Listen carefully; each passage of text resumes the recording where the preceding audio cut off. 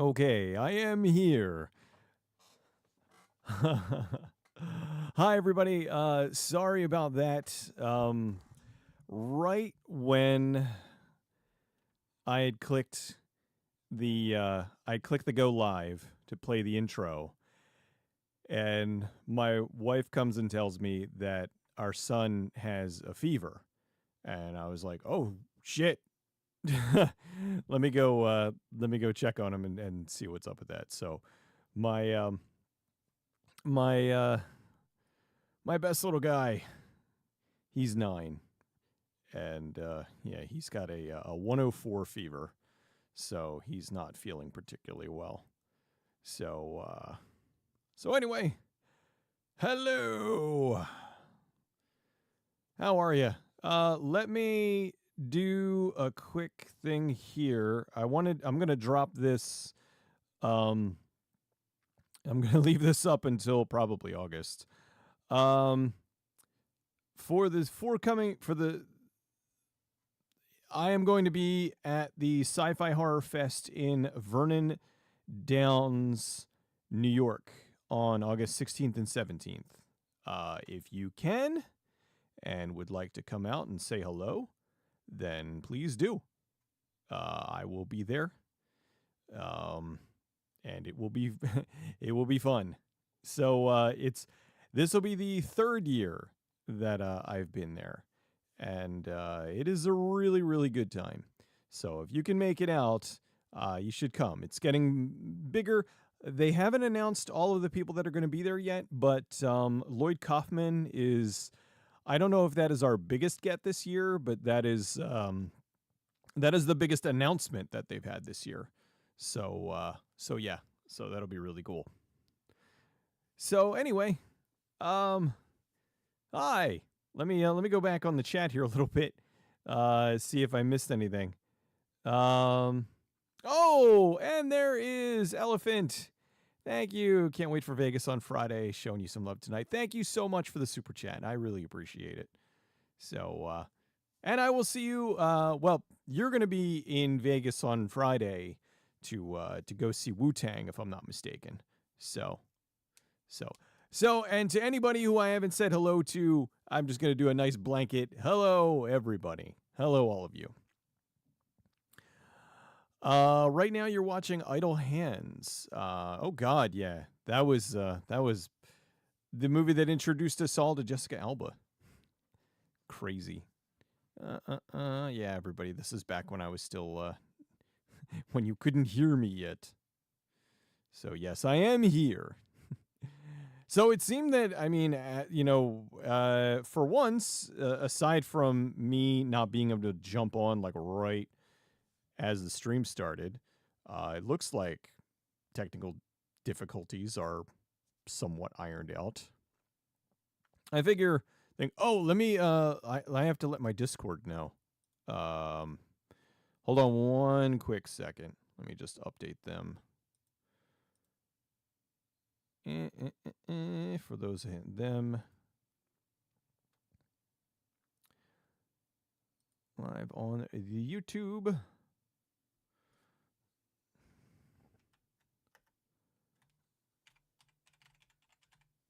Why don't you do that? There we go.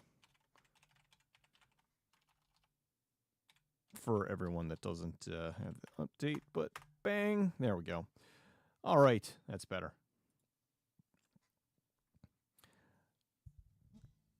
So yeah, it's everybody. He's okay. It's just a little fever. So he doesn't get to go to. He's not going to go to school tomorrow. So bummer. And he's at that point now where he still likes school. So he's actually sad that he's not going to school tomorrow.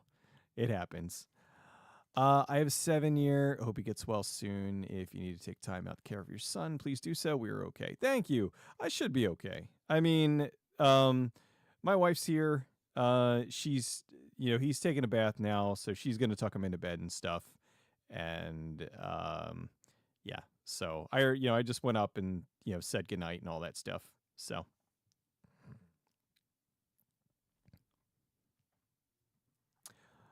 When is the next exploring video and what is it?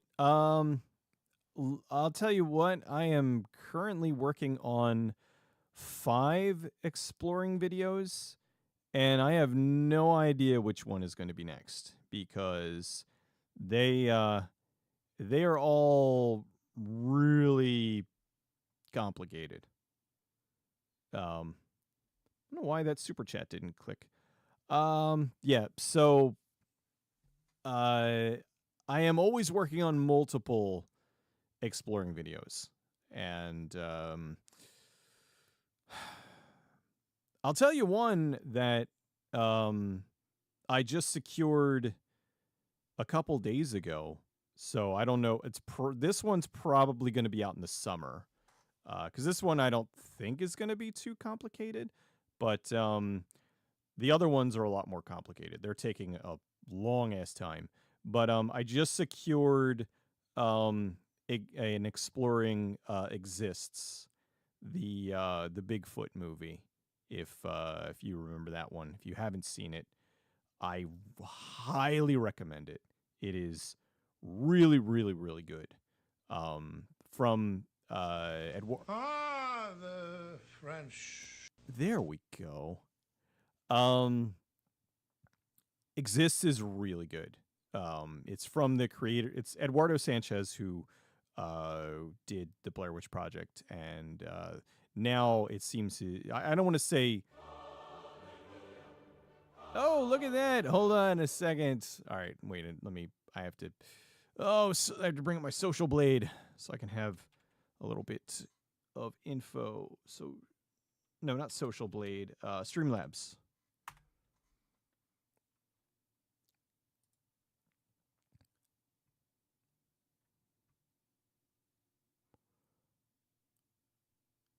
There we go. So yeah, so I've got exists will probably be out of the summer.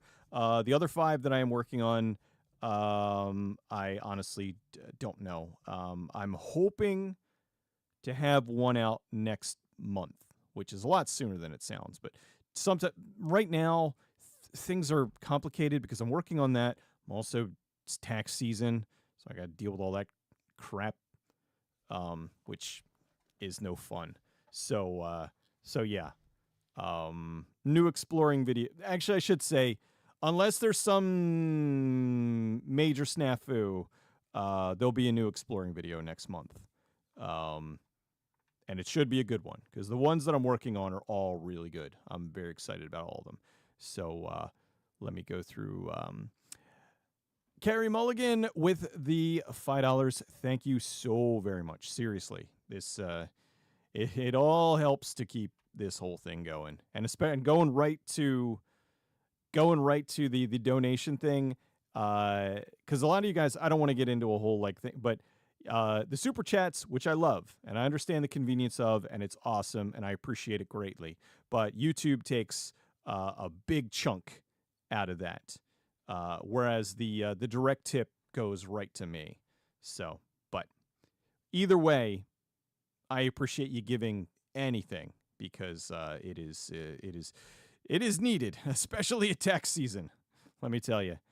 Okay, I missed. And Lee Kindler also with the donation. Thank you. Let me go. You know what? Favorite killer from the Scream franchise. I'm gonna have to go with the OG with Scream 1. I haven't seen the newest one yet. What are we on, 6? And I know 7 is having some problems. I haven't seen it yet, but Scream honestly is a franchise where 3 is the only one. Drop that 0 and get with the hero. Holy moly! I saw that. All right, I'm trying my best to keep to not jump around too much. But anyway, yeah, Scream, I like the original, but Scream 3 is really the only one I feel is the weakest of the franchise, which kind of set me off where when they came back with 4, I'm like, but then 4, I honestly enjoyed way more than I thought I would. I thought it was just going to be recycled garbage because there was such a gap between them. but 4 ended up being very good. And 3 I know had a lot of studio interference. 3 might make for a really good future exploring episode, because there's a cut out there that is about 2 hours and 20 minutes long that is a lot different than the version that we got. And I don't know. It just there's a good story there. Whether or not I am privy to getting that story, we will find out. So so let me go to that. Oh, Carrie Mulligan, you were asking me, ever consider doing one of Misty Mundae's movies like Spider Babe, Chantal, or others? Honestly, I am well aware of Misty Mundae's work. I had a buddy of mine I used to work with who was obsessed with her. Like she, Playmate of the Apes and Spider Babe and all those. They're like Beach Babes from Beyond. While it was a softcore movie, there still was like a plot and actors, and like it was a legit fun, I don't want to say well-produced movie, but it was done by people who knew what they were doing. A lot of the Misty Mundae. There's no stopping it! Wow. I think let me drop that a little bit. Misty Mundae, her films, and God, I don't even know if she's been making them for a while, but I know she was in that lingerie show, I think, for a while. But yeah, they're just softcore. Like they're just really bad. Like I said, Playmate of the Apes, and I'm trying to think of some of the other ones. They're really like wasn't there like a Lord of the Rings one? They're the ones that I've seen were like barely any plot, and it would be really hard to kind of put a video together. So I don't know. I would say probably not. So let me go back a bit on the super chats. Here we go. Thoughts on Wes Craven's Shocker? It's a smart dictionary. There is a whole big story about Shocker and the horror show. That man, are they the same movie essentially? It's a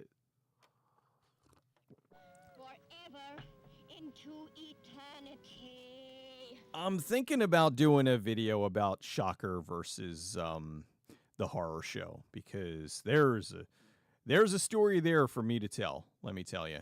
But yeah, I like Shocker. Shocker's got a great soundtrack. You got Megadeth, you got like a lot. It's the all metal. You got was it Mitch Pileggi as Horace Pinker? It's good. I like Shocker fine, but there's a bigger story there with the horror show. So, let's see. Oh, with the upcoming Crow reboot, what are your thoughts on the Crow Salvation and the Crow Wicked Prayer? Campbellzilla, thank you so much, for the super chat. And I think that Salvation just got released from Shout Factory, and I think that Salvation's okay. I really thought the Salvation was going to be bad. I kind of liked the way that they did the Crow makeup, where it was like burns from the electric chair, and you had Kirsten Dunst in there, you had Tara Reid, you had the God, what's his name? The guy from Resident Evil, Eric Mobius. It's a pretty good movie. It's the whole thing with the Crow sequels. I have no problem with the Crow sequels because they're sequels.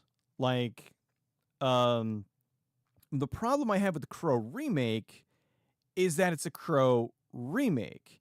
And you had the actor who's playing the character who's like, well, no, no, no, this isn't a remake.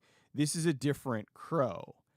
And it's like, okay, then why is his name Eric Draven? It like every other Crow book, movie, everything that was a different Crow story was a different person. And so that was my big issue with that. It's like, it's just stop lying. This is a remake. And I don't think it's going to be good. I think it looks, it's all wrong. It's so unnecessary. Like we don't need a Crow remake. The first film, honestly, is a slice of the 90s. It was perfect. It's a tragedy what happened, and that should cement it more that a remake isn't needed. So, oh, and then Wicked Prayer. Wicked Prayer is kind of a mess. I do think that the score for Wicked Prayer is very good. But the movie in and of itself is okay. I like the concept of it more than anything with the Four Horsemen and all that.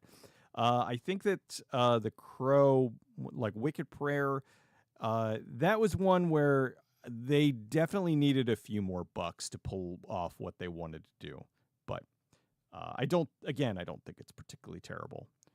One of my thoughts on the Shudder's revival of the VHS franchise. The French. I don't think that, I mean, they didn't really revive it. I mean, it was only a couple of years between Viral and 94. I think they're going with a different angle by jumping to the year franchise or the years for it. But I like the VHS series. I think that they've been 2, I think, is the best. 2 has some terrific segments in it, but 1 and 2 are definitely the best. Viral was weak, and then the other ones were kind of neat, you know. So I enjoy them. I think it's neat to have this little experimental The French. to have this little experimental anthology series. I think they're fun. Let's see. Hi from the Czech Republic. Watching you since you started. The pick is from Ultima. It certainly is, sir. Thank you, Jen, and Czech Republic. Awesome. I would like to visit there someday. But yeah, that is from Ultima. I think it's from Ultima 4. I forgot so long because I had clipped it so long ago, and just I cut out the TV and the picture frame, and was having a little bit of fun with that. Yeah, EU taxes, exactly. Matt BC, 2 hands video, 25th anniversary. Oh, it's Moxie. What's going on, dude? Oh my God, let me tell you, man, 25th anniversary. Dude, if you guys have never seen a movie called 2 Hands, Moxie from the land down under, he had introduced me to this movie, and it is early Heath Ledger, and let me tell you, it is fantastic. It's a crime. It's kind of it's a crime movie, but with Heath Ledger, with Brian Brown, and just a lot of, probably, if you watch Exploitation, you should probably recognize a few of the faces on there. But my God, is it a absolutely terrific movie. So yeah, I wanted to do a video on it. After you introduced me to it, I was like, this movie's awesome. And so I went to Umbrella, who, when they're not making viral outbreaks in Raccoon City, they're in Australia making really good Blu-ray, like boutique Blu-ray releases. They just did The Raid. They did Super Mario Brothers. But they did do a restoration of 2 Hands. but it's sold out. So I'm like, fuck. So yeah. And the only copy readily available in the US is DVD, and the quality kind of sucks. So yeah, I would like to do a video on Two Hands. Two Hands is really good. Am I watching Late Night with the Devil? Absolutely. I might have an interview with David lined up. It's kind of iffy, but I might have an interview with David about Late Night with the Devil lined up, which would be really cool, but we shall see. Zero Cool, what's that? Greetings from Chile.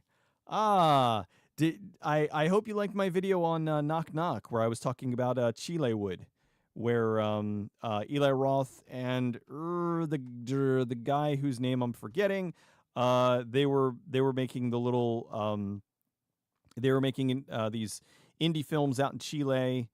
They did that. They did Aftershock. Did a couple other ones. So let's see. Oh boy, it jumped ahead there again. I am catching up on super chats here. Let me see. All right, there. Mike, thank you for the super chat, dude. Appreciate it. Watched Beach Bays from Beyond.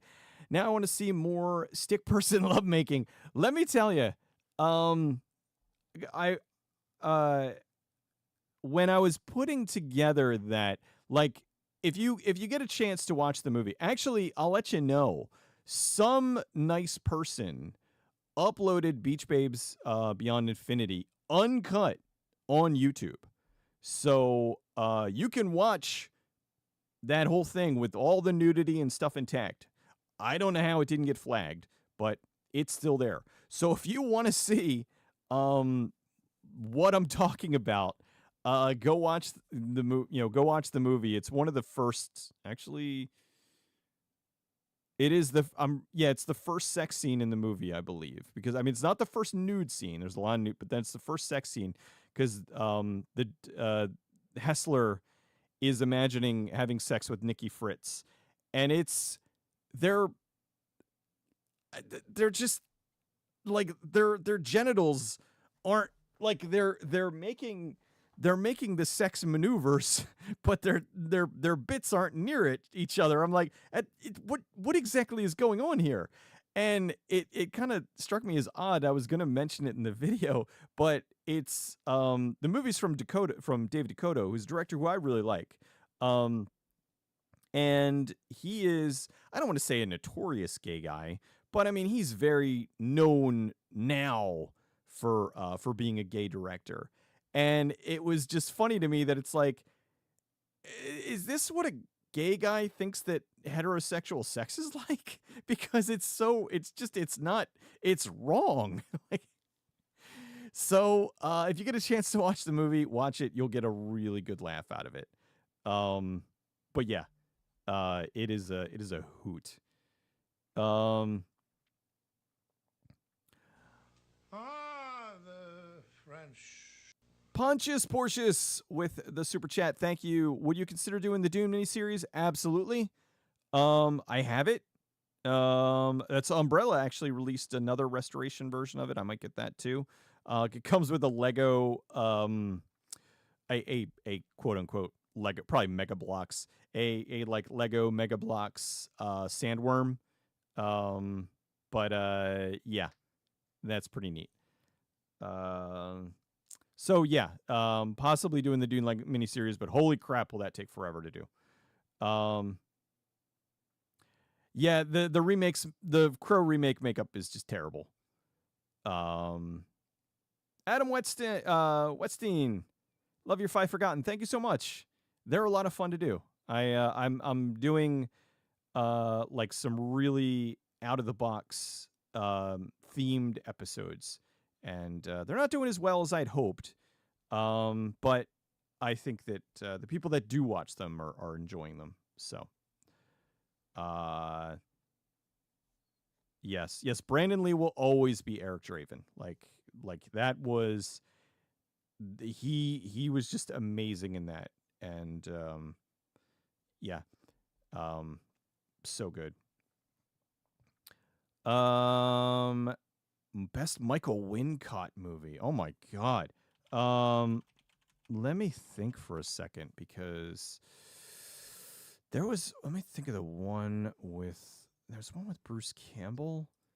Um, a lot of '90s ones that were really great. Um, Now I'm thinking of like movies that was him primarily, not just him in it. He was really good in Romeo's Bleeding. He was really good in Strange Days. There was a '90s action movie that I loved. Trying to think. He did talk radio, but he had a small part in that. Um, Robin Hood, Prince of Thieves. Count of Monte Cristo.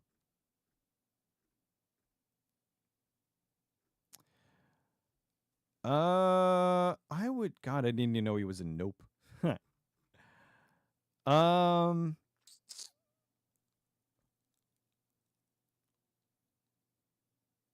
I'm gonna say. I mean, off the top of my head, I think Strange Days, but I mean, that's not really a. That's a movie with Michael Wincott in it, as opposed to a Michael Wincott movie. But that's just the one that is really hitting me. Let's see.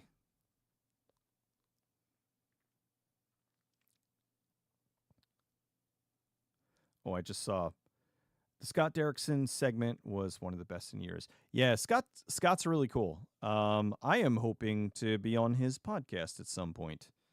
But we shall see. But I at least have a little bit of a relationship with them due to being friend of a friend. So that would be cool. I would just really like to be able to tell him personally how much I love Sinister.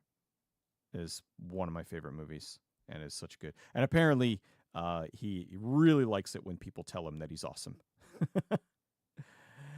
I was the Crow for Halloween one year. Back in a couple years after the movie came out.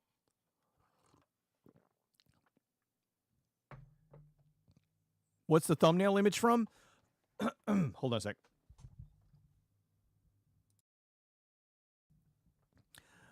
The thumbnail for this week honestly was just AI. I needed a picture to throw up, and there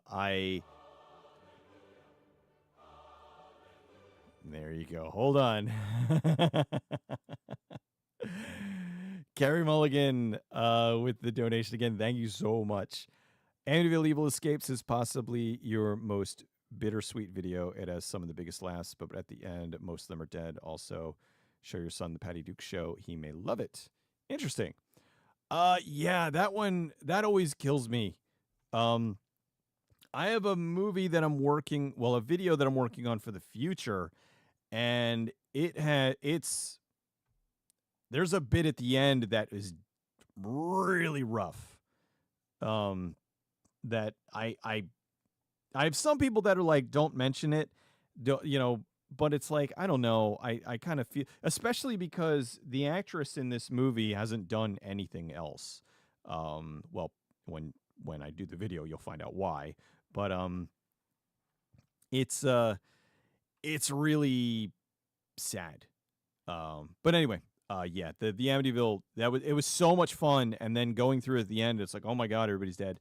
Although there are some movies like The Black Hole where I don't go down the list of all the people who died because of the fact that, like, it's a movie from 50 years ago. Everybody's dead, So, most everyone anyway. So that one was really tricky to do. Anyway, the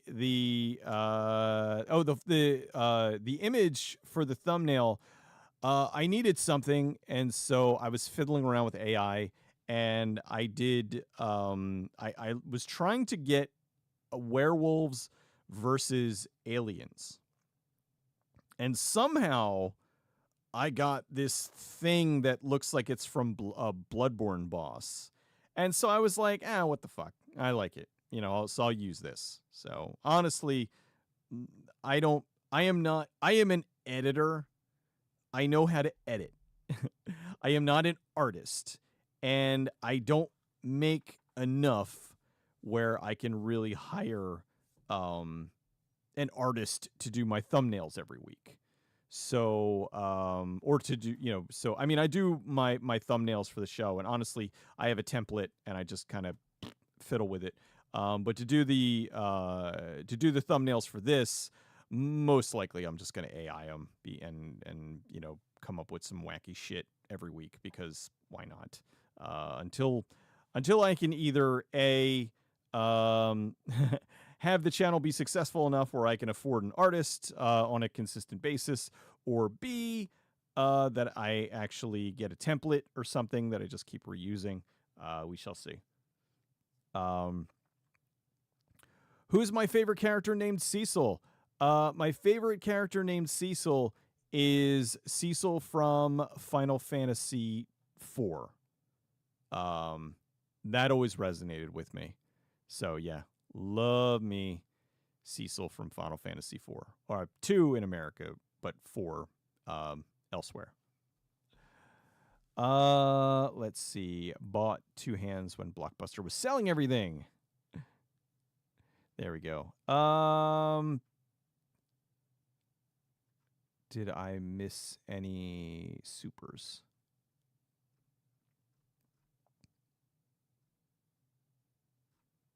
Oh, going back to Mike, your question about Beach Babes. More than likely, if need be, I will use the stick figures in place of people. For here's what's going on. That's one way. Like if YouTube bans me, or not bans me, but if YouTube demonetizes the video for sexual content, really stick figures with no anatomy either, mind you. Like, I didn't even put like the boobies and stuff on there. So I just kind of was like, all right, I think they'll be able to figure out what's going on. Is Once Were Warriors the most depressing movie of all time?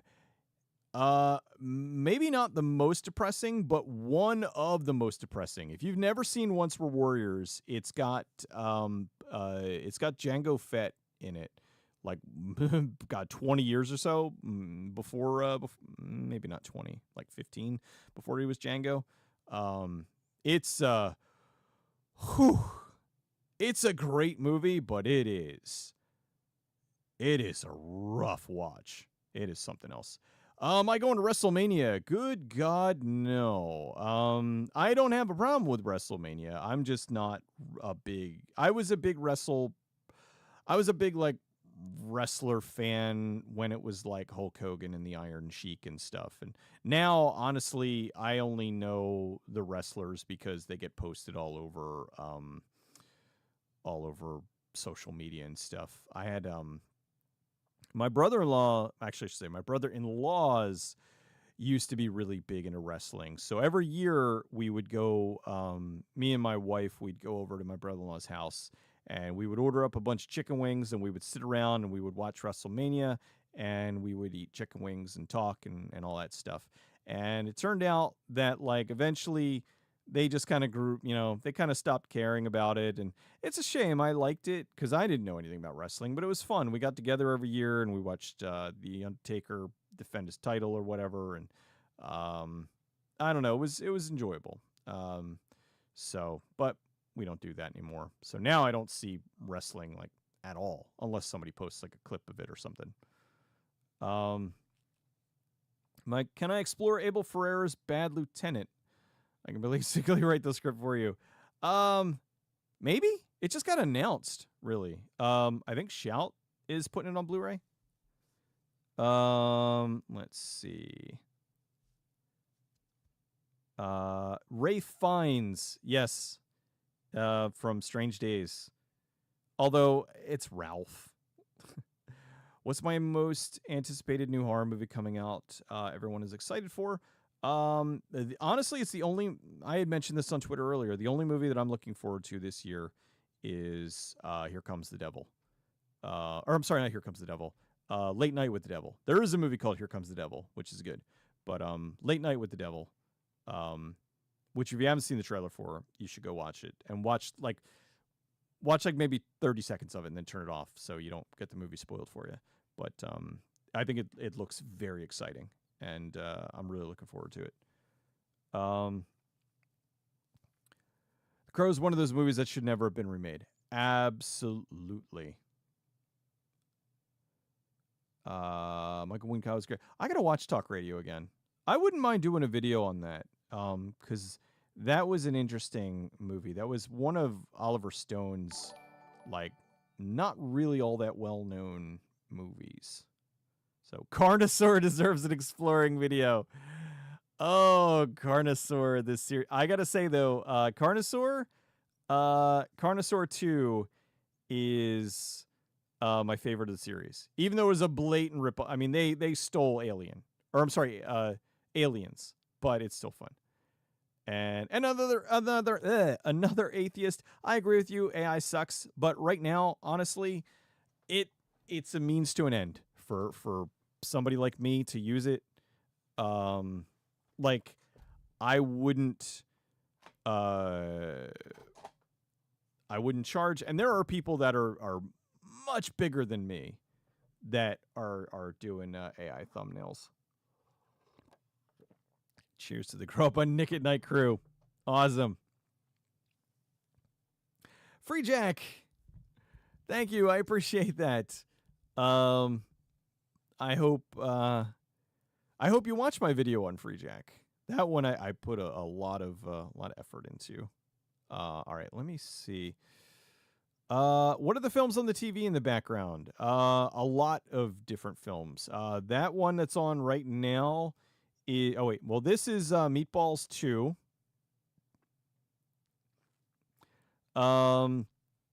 There's that's Firestarter Rekindled. That's The Curse 2, The Bite. What else do I have on here? I forget. The one was Justice Ninja Style was the that's Justice Ninja Style, which is awesome if you haven't seen it.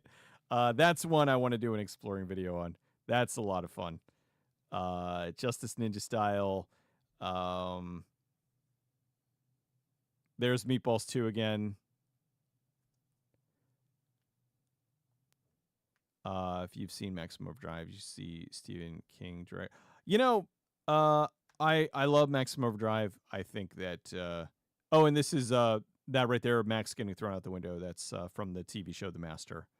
And this is The Great Spider Invasion. I love Maximum Overdrive, but and there's The Room, obviously. I don't think Stephen King has it anymore. Stephen King, ever since his accident, he's not been right in the head. And so I don't think that, and that's cool as ice. I don't think that he would be able to do a movie again. I think you're better off going with Mike Flanagan or somebody, taking care of it. Stick figures are the breakout stars of the year. Are there any comics that you think would make a great movie? Yeah, pretty much anything from Malibu. Anything in the Ultraverse. Prime, Hardcase, Freaks, Lord Pumpkin. All those would be awesome. There's Zardoz.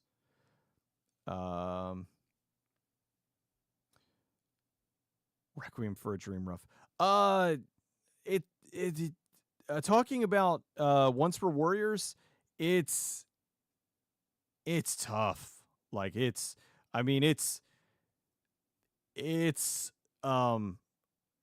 the most brutal spousal abuse I think I've ever seen in a film. Like I don't want to spoil it for anybody who hasn't seen it, but it is it's uncomfortable. It's a great movie, but yeah. Milo and Otis is another. Well, that I can't watch simply because of what happened. Will I do Blue Thunder? I was working on a Blue Thunder video that was turning into a freaking nightmare. So I want to do Blue Thunder, but I don't know when. You know, expect a Blue Thunder video at some point. I just can't say when. I have no idea. It's very complicated.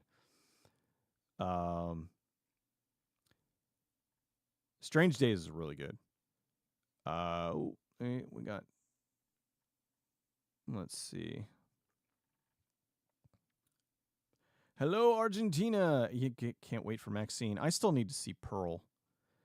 Good thing I already reviewed the two greatest movies with wrestlers in it, They Live and Santa's Sleigh. I would also throw Santa with Muscles in there, my good sir. But Santa's Sleigh is hilarious. Santa's Sleigh is really good. M. Night's daughter is directing her first film, and it's a horror. If she's anything like her father, we could be in for a great time. I think it's crazy to me that M. Night is old enough that, you know, he now has a daughter who's old enough to direct a movie. It just makes me feel old. But I'm good. I'm glad with that. I hope that she's talented like her dad, and I hope that it does well. It is a little nepotism, but still is good. Oh, where did I lose a? Oh wow, that was the. Oh, another one from Carrie Mulligan. Thank you. You're killing it. Thank you so much. Ever consider 1973's The Cheerleaders? The mystery behind that cast is fascinating. Maybe be able to contact the star, who was a one and done with the industry. I have, The Cheerleaders, Revenge of the Cheerleaders, all of those like 70s cheerleaders movies. The one girl, if it's the girl I'm thinking, let me just look it up real quick. The Cheerleaders, because that's one I've definitely had my pile for quite a while. Yes, yeah, it's the one. It's the Paul Glicker one, where it's a great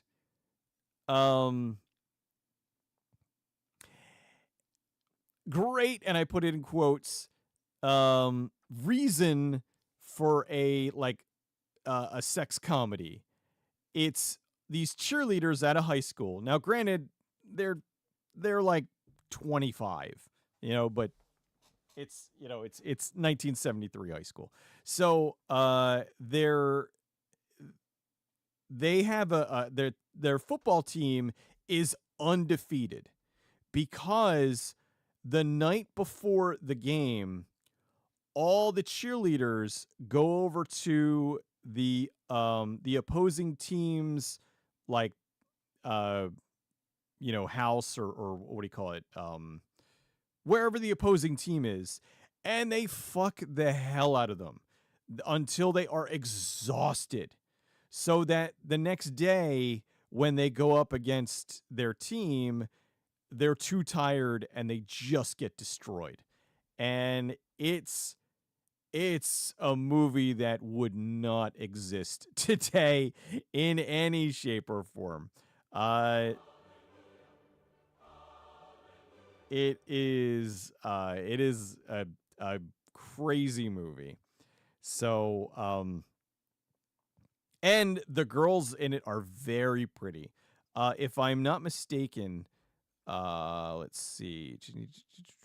It was the lead girl, Stephanie Fondue. I think, yeah, she was the one.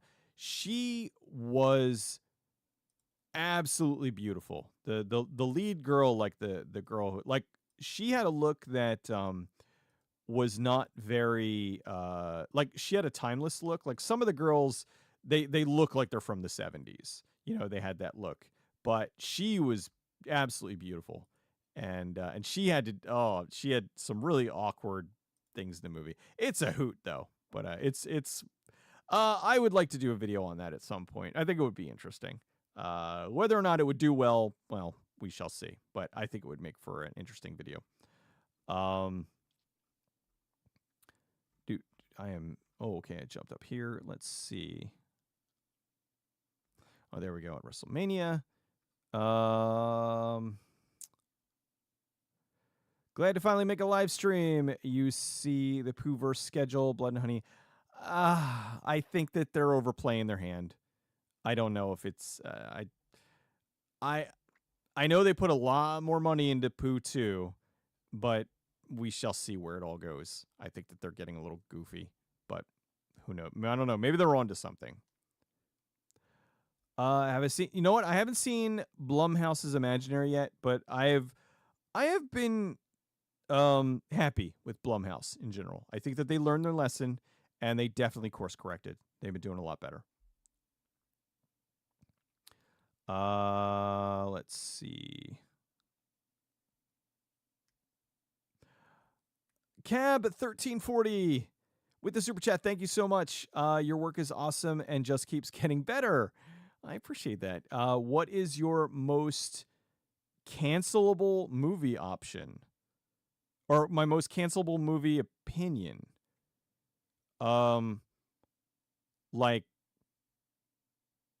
Like what would be like a movie that I really like my most I don't know, I don't entirely understand the question. My most cancelable movie opinion. Like a movie that I really like that would get, you know, where there's the tell me the movie that you love that would get everybody like this, and it's that scene from Tangled where they all got the knives pointing at the dude's throat. I mean, if that's what you mean, I would say I love Surf Nazis Must Die. But that's a movie that is definitely a love it or hate it movie. Whereas most people hate it. But that is a movie that has always had a special place in my heart. I don't know why. It's not a particularly good movie, but it's got Mama Washington beating the hell out of the surf Nazi crew. And this was back in a time before, not to get into this whole thing, this is back in a time before everything was a fucking Nazi. So it was like, it was kind of fresh back in 1986, I think. So yeah.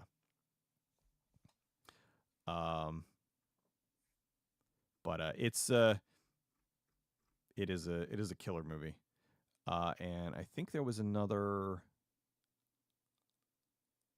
Yeah, Lee with the donation. Thank you so much. Have I seen Blue Steel? The Jamie Lee Curtis Ron Silver movie. I have not seen that in, I would say, at least 20 years, but I really, really remember enjoying it. I thought that it was really good. That was the one where he put his name, he carved Jamie Lee Curtis's name in the bullets and it was going around killing people, and she was the cop. I remember that being a good movie. Because I haven't seen it in a long time, but I just remember it being good. What's the Surfer Girl movie? Yeah, that's Lightning Point. Have I seen Oppenheimer? Not yet. Honestly, the only movie that I've seen from this year is so far is Here for Blood, which was really good. That was a lot of fun. If you like over the top violence and a movie where you can tell that everybody is having a lot of fun, then yeah, totally go see Here for Blood. I think I'm pretty sure you can rent it. I know it's on not Shudder, Screambox. I know it's on Screambox, but I'm pretty sure you can rent it for like $4 or something.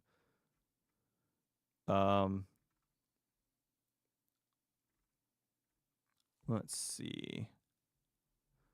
You should check out The Conduit.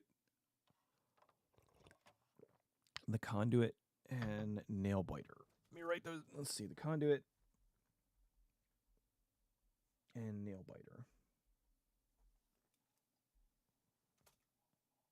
Oh, I want to let you guys know now. I am really hoping to have a new video out on Friday, a new Five Forgotten. But my God, taxes is taking me so freaking long. So I don't know if I'm gonna be able to have time to pump one out this week. So if not, there'll be a new video on Monday. There just might not be a new, or I might do like a review or something to get a video out on Friday. But God, I hate doing taxes. They are so annoying. It's such a giant waste of time. And then I just have to pay more money. Ugh. Malibu Comics, they had some good ones. Dude, I love Malibu so much. I am just I'm so sad we lost them. They were great. Let's see. Stephen King on Twitter is just awful. Yeah, social media has ruined a lot of people. Like I guess I am the same idiot here and on social media, but I think that social media has definitely ruined a lot of my heroes. Like there are a lot of people who I grew up like just admiring them, and they just go off on unhinged rants on social media. And I'm like, I can't. I've muted people that I used to follow, and it's very sad. It's quite a bummer, really, when it's like, oh, that guy. Oh God, I just shut up. Any more of The Master? Yeah, I'm gonna finish out the series hopefully this year. I think I have 5 episodes left. The problem is they just don't do well at all. Like they do terrible numbers, and it's hard to justify doing them when I do another video, which would take roughly about the same time, that will do like 4 to 5 times the numbers. And the thing is, not to go into a whole nother YouTube thing, but what sucks about YouTube now is a bad video will hurt your channel for weeks. Like you have to so if you do consistent numbers and then you have like a breakout video, it does really well, that's good, you go back to your regular. But if you have a video that does bad, that just fucking tanks hard, then YouTube's algorithm will be like, oh, well, the audience doesn't want to watch him anymore, and they'll stop recommending they'll stop letting your subs know, and it'll take a few weeks to build back up. So I could put out great content after a really, a video that does bad, and 90% of you won't see it because it won't be recommended to you because YouTube is broken. So, but anyway, I am stubborn and I don't like to leave things unfinished. So I do plan on finishing The Master. Like I said, hopefully this year. Let's see. Thoughts on The Perfect Weapon with Jeff Speakman. Why he didn't get any more roles? I talked to Bill Lustig about this. He found God and refused to do violence, but he was still being cast in action movies. So that's why he wasn't really doing any more action movies. He didn't want to do any more action movies. So yeah, there's a really good story there with what was the movie that he did with Bill? Let me see. Let's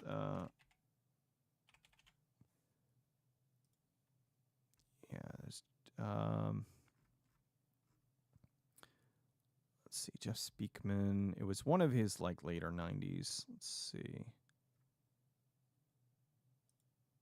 Was it The Expert? Pretty sure it was The Expert. Yes.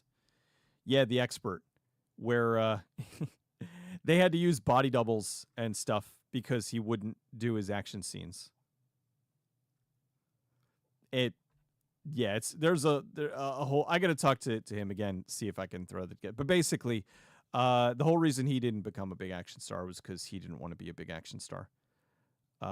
Seeing the Curse 2, The Bite, and Gnaw Food of the Gods. Very nice. Yes. And then, there's Ghoulies. And then there's Justice Ninja Style again.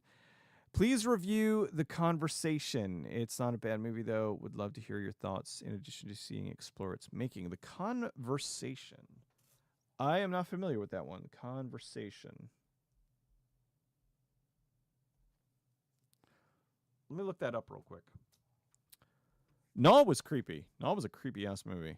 The Conversation. From 1974. Oh, Francis Ford Coppola. Paranoid, secretive surveillance expert has a crisis of conscience when he suspects that the couple he is spying on will be murdered. Oh, that sounds killer. I mean, you got Hackman. You got, like, younger Hackman. Younger, older Hackman. It's funny, Hackman here, he's probably, like, 40. You know. Harrison Ford, Terry Garr, Cindy Williams. Fuck. I gotta see that. That looks really good. And Hackman's always good. Can I review King Solomon's Mines? Yes.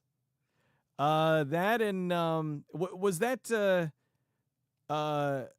that was the Richard Chamberlain King Solomon's Mines with Sharon Stone, or am I mixing that up with Alan Quatermass?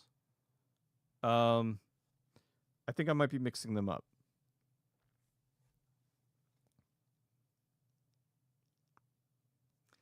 We had a kid in school named Ted. His life changed that day.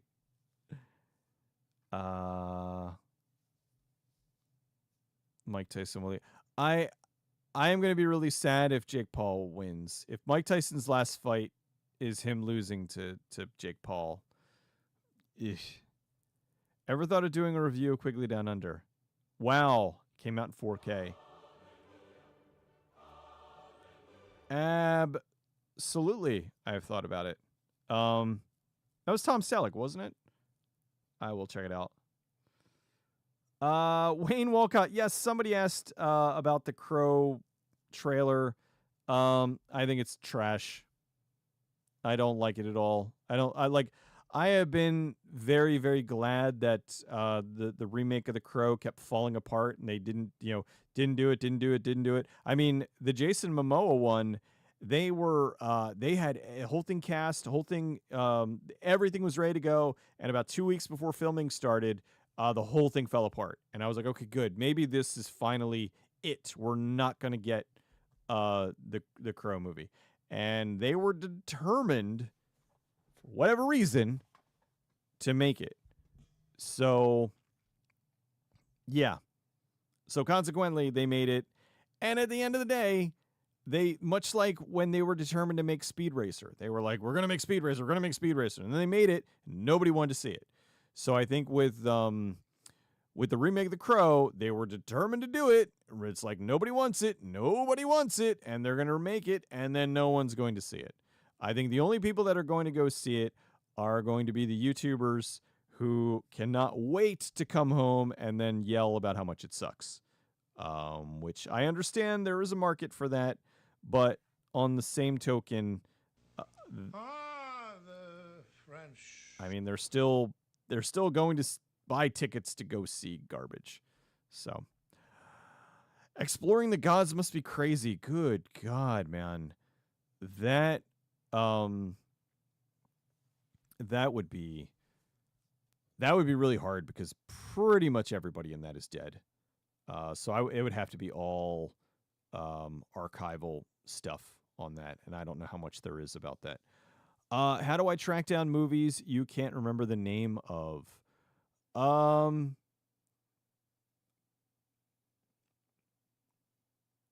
The internet. Thankfully, usually, as long as I can remember an actor in the movie, it usually, you can go to IMDb and kind of figure out who it is, and then go. It's like, is this that movie? And then go on YouTube and watch a trailer and be like, yes, it's that movie. Thankfully, I'm usually pretty good about remembering movie names. I'm not so good with remembering like shit in real life, but movie names and that kind of stuff, I totally remember. Do I speak German? Already? No. I no. Even though I do live in Pennsylvania, I know we have the Pennsylvania Dutch, which is also influenced from Germany. As is, we have a lot of. We do have a lot of German here. I am part German.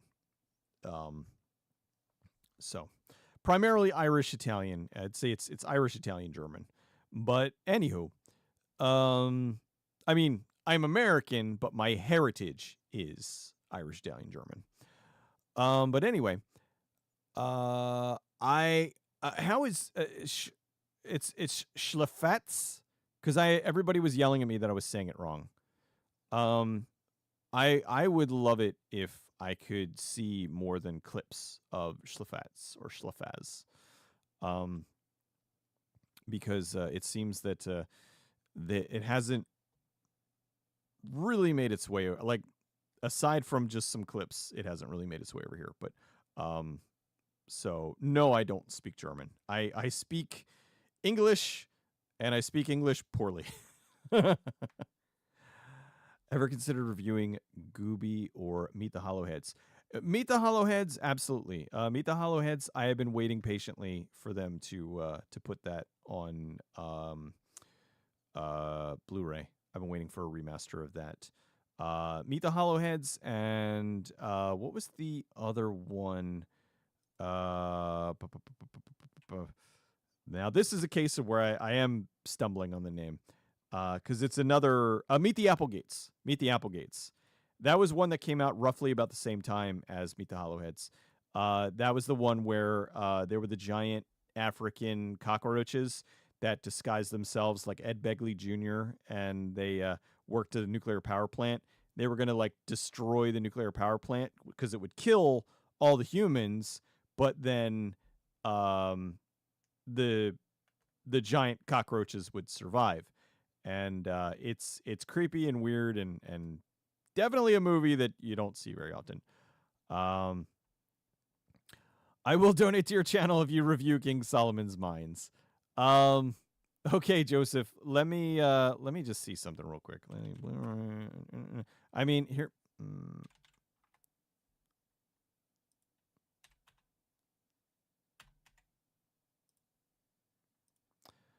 King Solomon's Mines.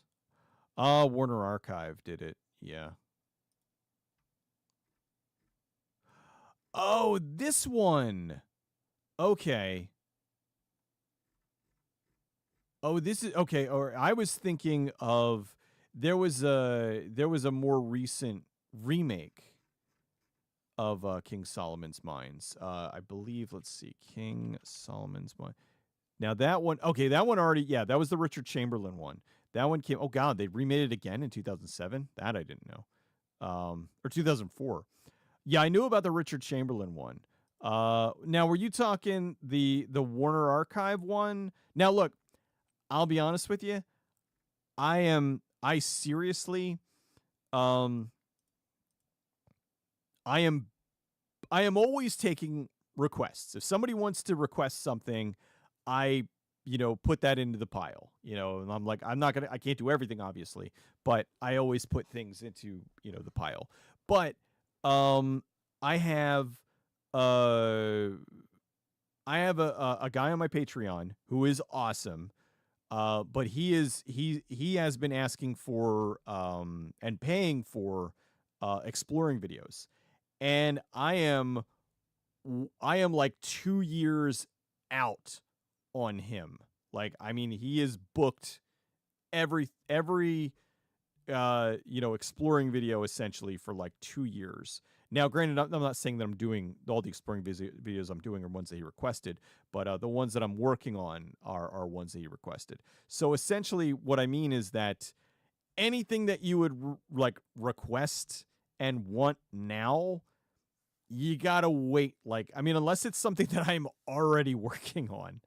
Um, so I mean, that's just the honest truth. I'm not gonna say, oh yeah, donate, and then 3 years from now, I finally am able to get the video together. Because I don't want to be, I'm not gonna be a dick to him because he's been supporting me for years now, and just asking for a lot of like really in depth.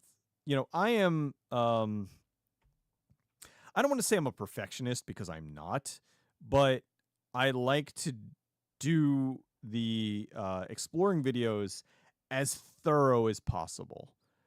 So sometimes I put them together and they're 15 minutes, and other times I put them together and they're 45 minutes. It really, I never know how long it's going to be when I start working on it.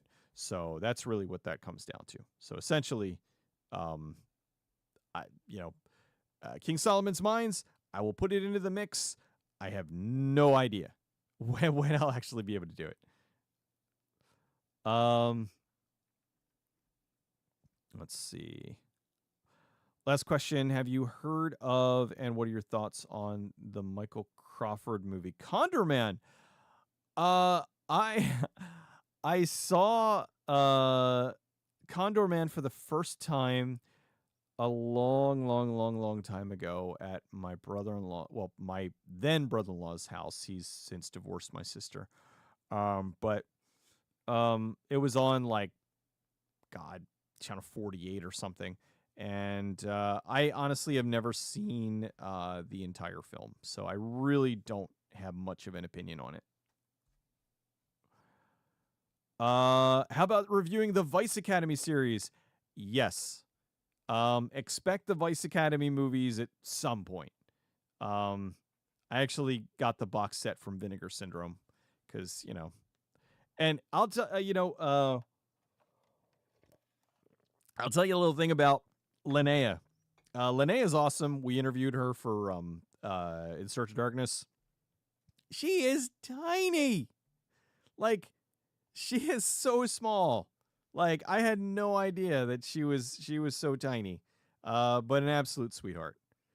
Um Am I gonna go on I honestly I don't know when I'm gonna be on Hack the Movies again. The nice thing about Tony is about a 45-minute drive from here. So I just gotta, wheel over there. I liked it better when he was at his old place because it was the same time, but it was a lot easier drive. And the thing that sucks though is where he's at, um, the drive up is always fine. The drive back is when it gets brutal. So if I leave his place too close to rush hour, it's going to take me an hour and a half to get home. It stinks. So yeah. I honestly don't know when I'm going to be on Tony's again. I think we're probably going to do another commentary again cuz I think God, what was the last one we did? We did Smile, I think. Or no, we did Paranormal Activity. We did Paranormal Activity. God, that was like last year. We did Paranormal Activity, and then we did the Paranormal Activity, like best worst, which was a lot of fun. Really enjoyed doing that. Big fan of your channel for years now. Greetings from Colombia. Thank you so much for Polos. I appreciate that. All right, let me see. Watched the original Crow. Didn't think it was that great when it came out. No, I think The Crow.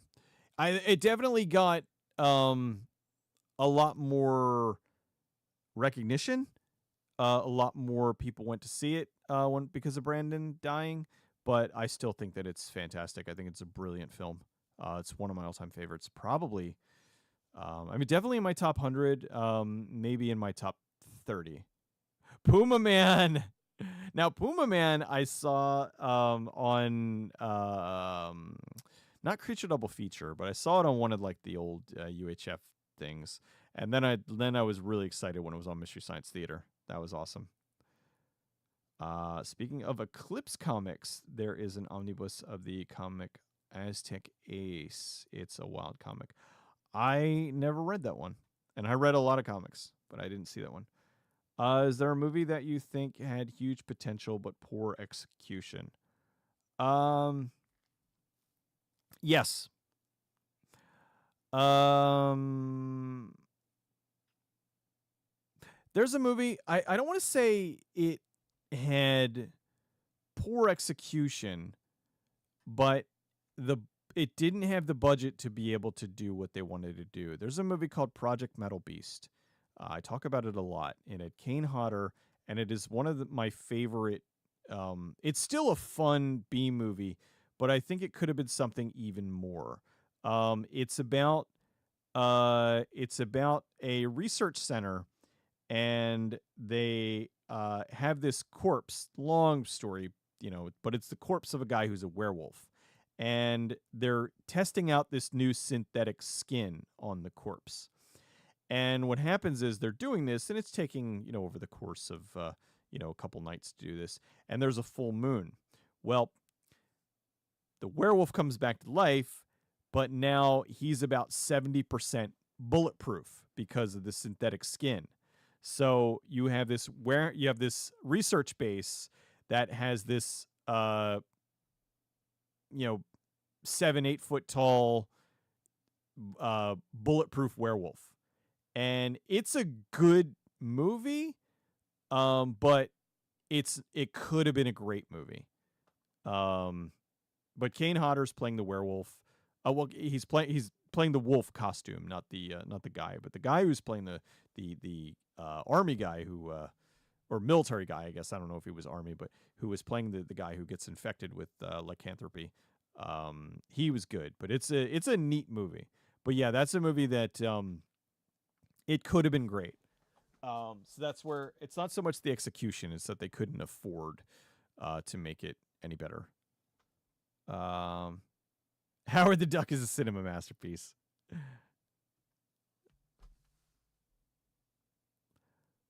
Okay, the Richard. Oh right, yeah, the Richard Chamberlain one was canon, of course.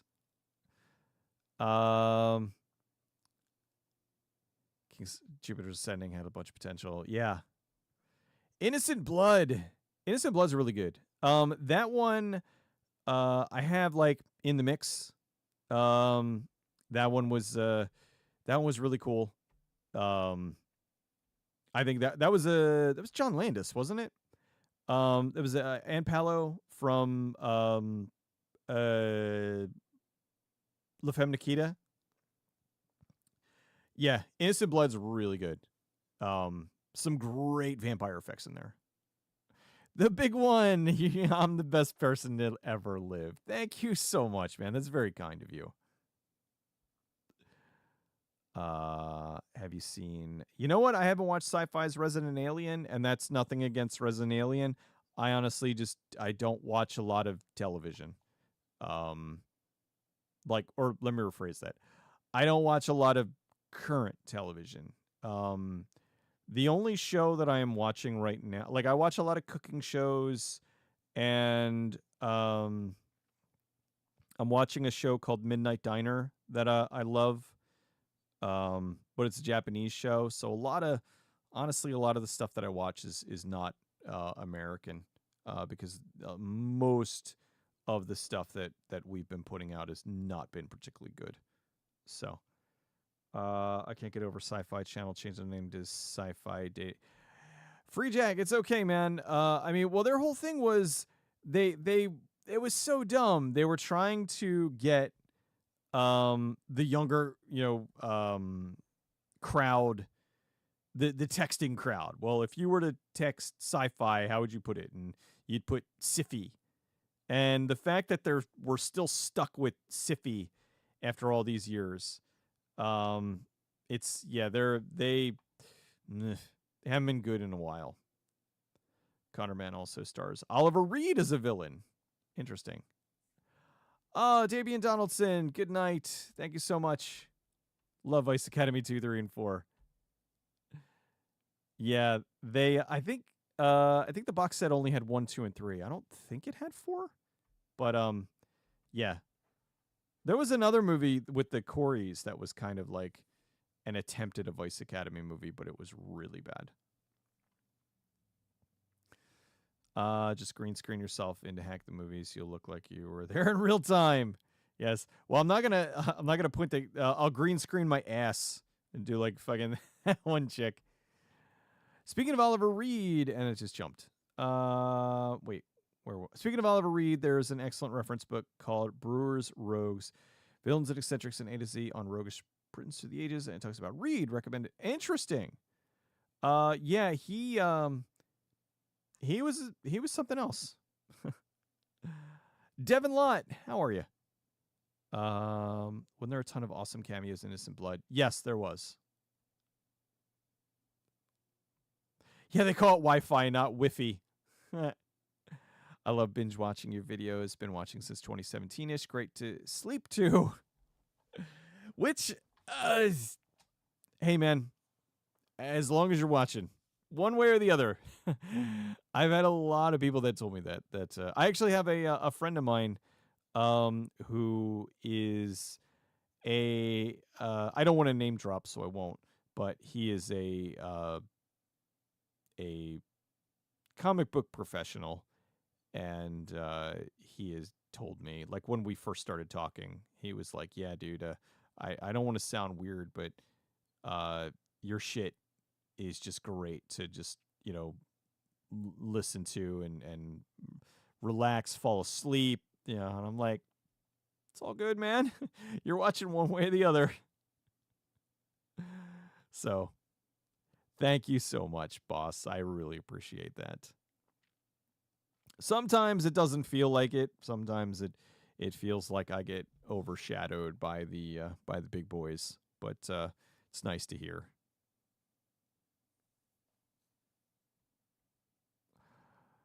Don Rickles was great in Innocent Blood. Really good. Project Metal Beast added that to the. Oh, you're very welcome, Four Polos. Yeah, I hope you enjoy it. It never made it past DVD, and the DVD is very muddy. So, how about a retrospective on Breakin', Breakin' 2, and Rappin'?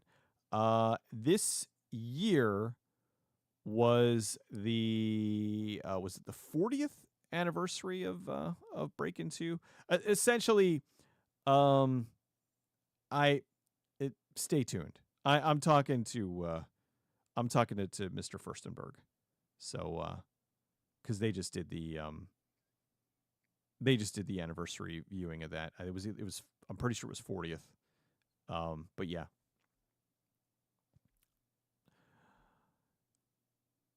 So yeah, Breakin' 2 is happening, and then by that measure, Ninja 3: The Domination will probably happen. Been watching since you were 16 in middle school. Insane to think you are 26 now. Oh my god, dude. It's crazy to when people say that, because it's like, yeah, I've been doing this since 2010. Now, I started in 2010 on I'll because I'm sure you guys are sick of hearing this. I started in 2010 on a site called Blip. I moved to YouTube in 2011. I started doing it full-time professionally in 2015 after I got laid off from my editing job. Me and 165 other people got shown the door, and I thankfully had this to do. And I'm glad, because I've been doing it ever since. So next year, I will have been doing this full-time for 10 years, which is crazy. I think that remakes... See, here's the thing. I'm actually going to be doing a video on remakes very soon that I'm working on. But I know I did a video on remakes, but I think, you know, there's a lot that needs to be said that is different now. Remakes should be done when there is something that you can do differently. If you can readapt a book, make it closer to the source material. If the original was flawed, if the original had bad visual effects that just ruined the overall production, there are a variety of reasons why remakes should exist. If you can bring something new to the table, like the Thing, the Blob, the Fly, but now we're getting remakes of movies that are a couple years old, and we're getting remakes of things that don't need remakes. Like, I always use it as a good example. The Total Recall remake. we didn't need that, because there were points like they were like, oh well, this is going to be a remake that's closer to the book, and they were using lines from the first movie, the Arnold Schwarzenegger movie, that weren't in the book. So I am very much against the incessant amount of remakes. There's too many of them. They need to stop. Saw that Aaron Taylor. Oh, it just jumped there. Aaron Taylor Johnson was trending due to him potentially being the next Bond. You know what? I did that too. I was like, wait, Anya Taylor-Joy? I don't know that guy at all, so I don't know. He kind of looks like. I mean, he's a good-looking dude. I mean, if they swab him up, maybe he'll be a good Bond. But I think they did Daniel Craig dirty. He was an awesome Bond. Yes, Dan. Midnight Diner. It's a Japanese show on Netflix. It's really good. It has 5 or 6 seasons. I'm on season 4 right now. It's really and 2 movies too. Let's see. They copied the window scene and let the right one in. It's so lame. Like, yeah. I let the right one in was amazing. My favorite Brian Blessed performance. Oh boy. That one I'm gonna have to look up.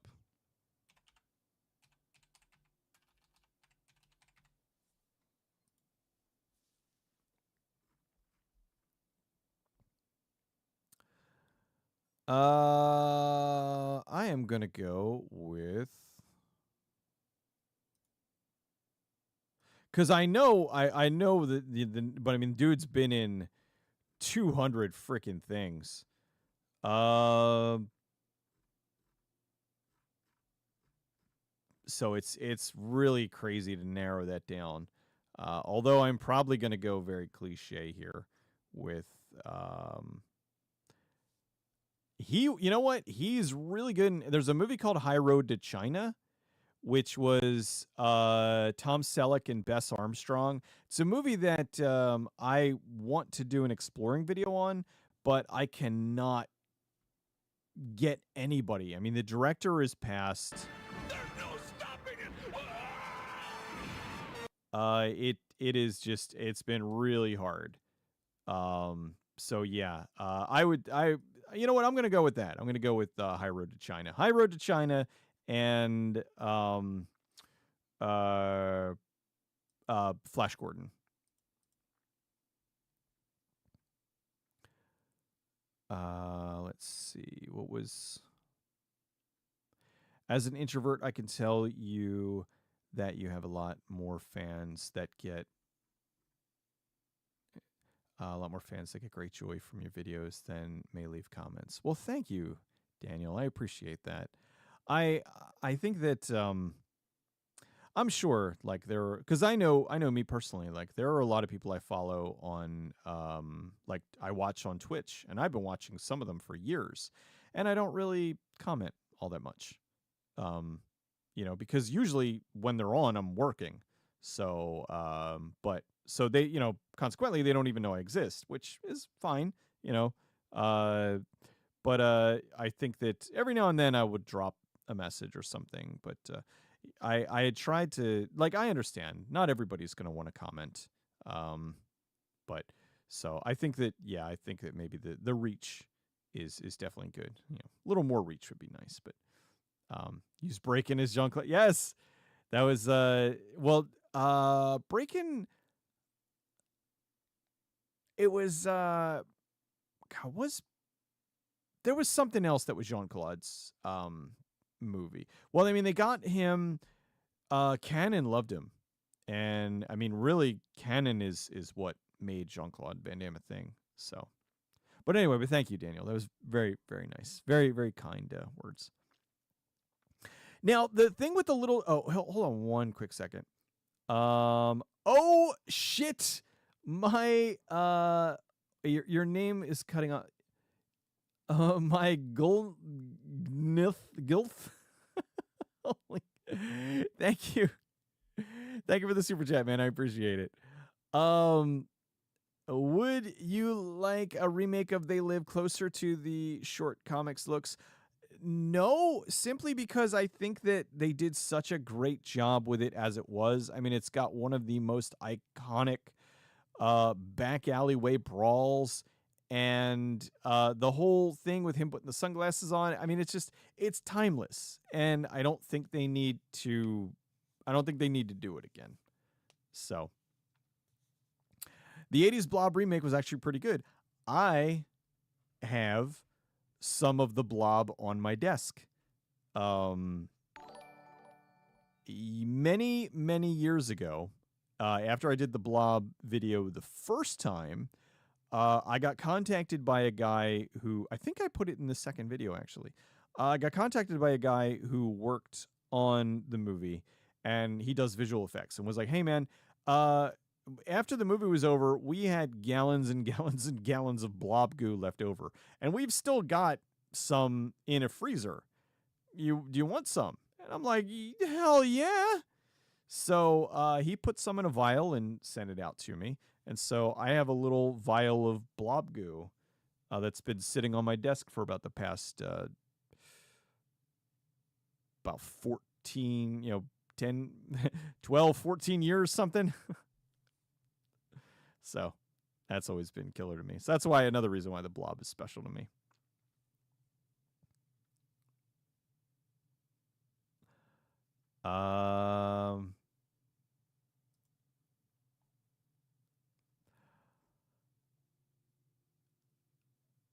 Gary Mulligan, thank you so much. Ever consider doing Teenage Bonnie and Klepto Clyde? I love Teenage Bonnie and Klepto Clyde.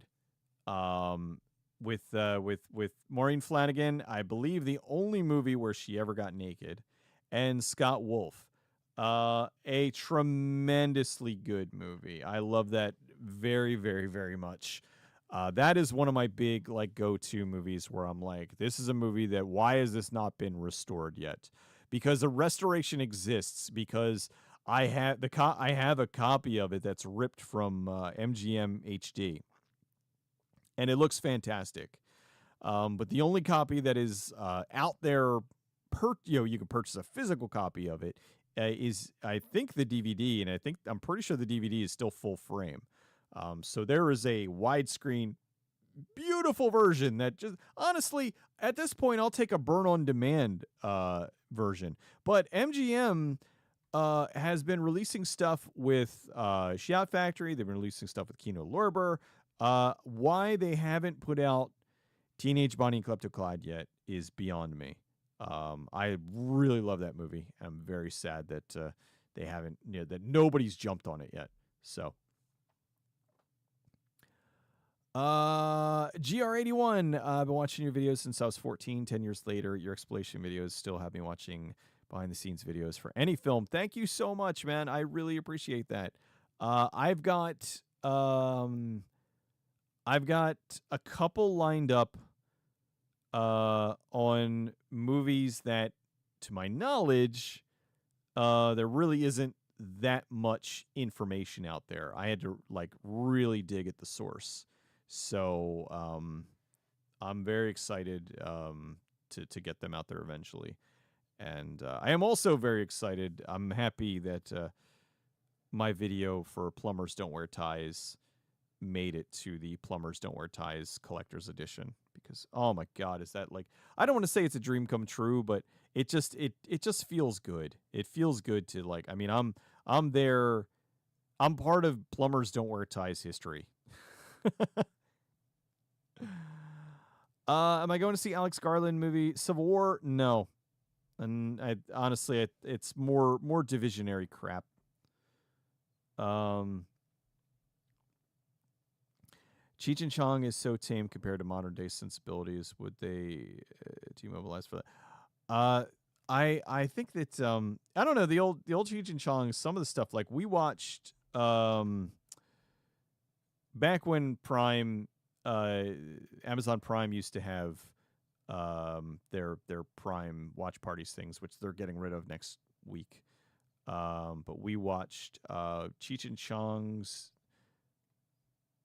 Still Smoking, and holy fuck, is that still funny? Like, although I still think that Nice Dreams is my personal favorite. The problem with the problem with Anya Taylor-Joy being Bond is that it will make it less likely that we'll ever get the Lemon and Tangerine movies we all need. They are re-releasing the 78 Dawn of the Dead in theaters next month.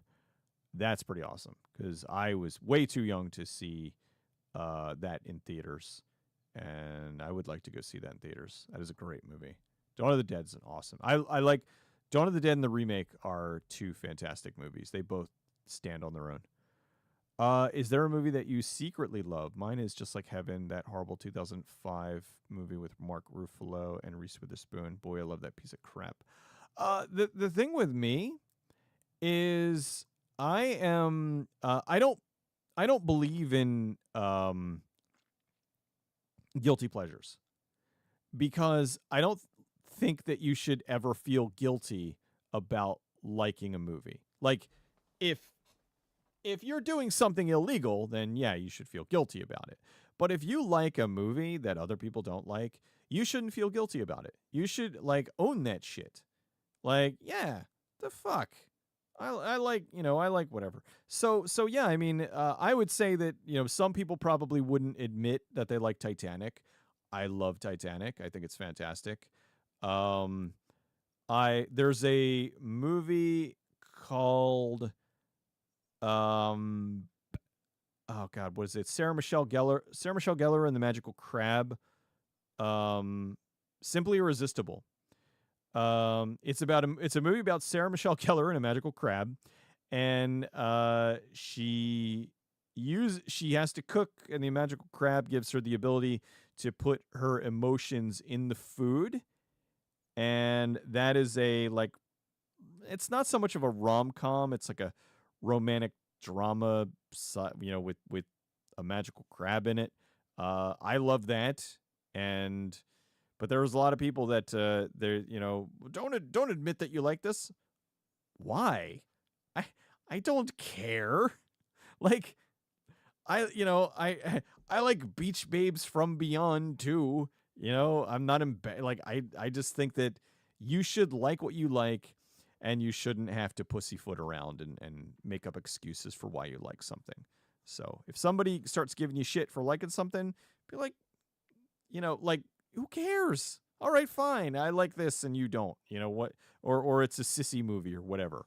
Like, I don't know. I think people get too caught up in what other people think. And just kind of just like, fuck it, roll with it. They Live is perfection. Black Eagle. Old JCVD. Big time. Man, this thing, I would love it if chat would if YouTube's chat would I'd be able to follow it a little bit easier. We played the 88 Blob last month. Awesome. You don't really follow YouTube politics. It surprises me. That would be such a taboo topic. Oh yeah. It's a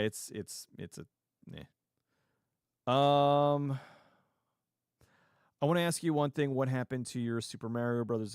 I thought it had the best case defending the film. Assuming Nintendo wanted to monetize it.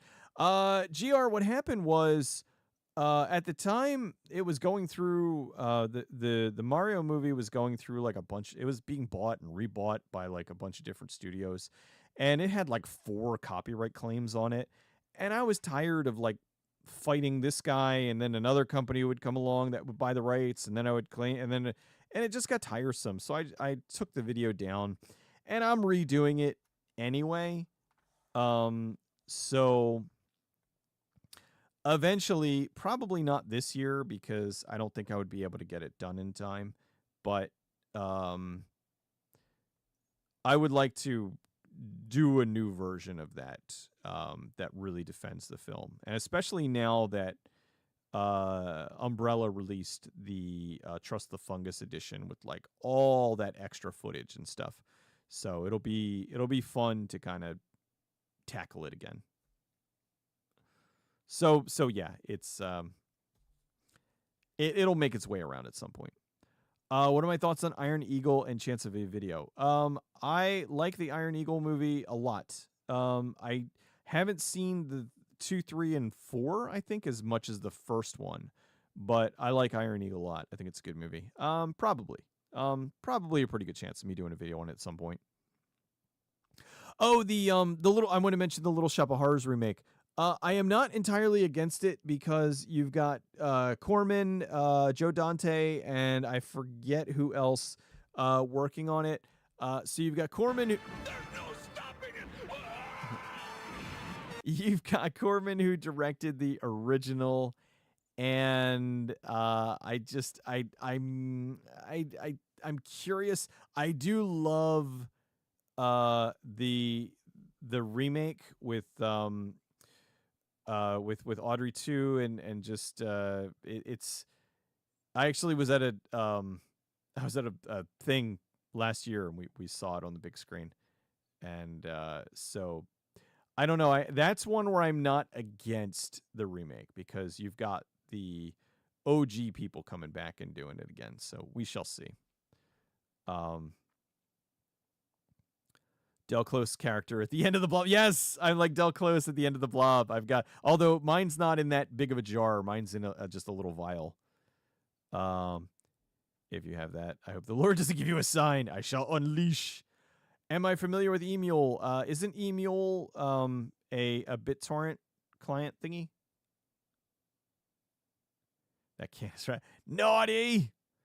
I heard Joe Dante. Yes, Emule, like an Napster clone. Yeah. That was. My Sam Hawkins, thank you. Oh boy, I'm back here a bit.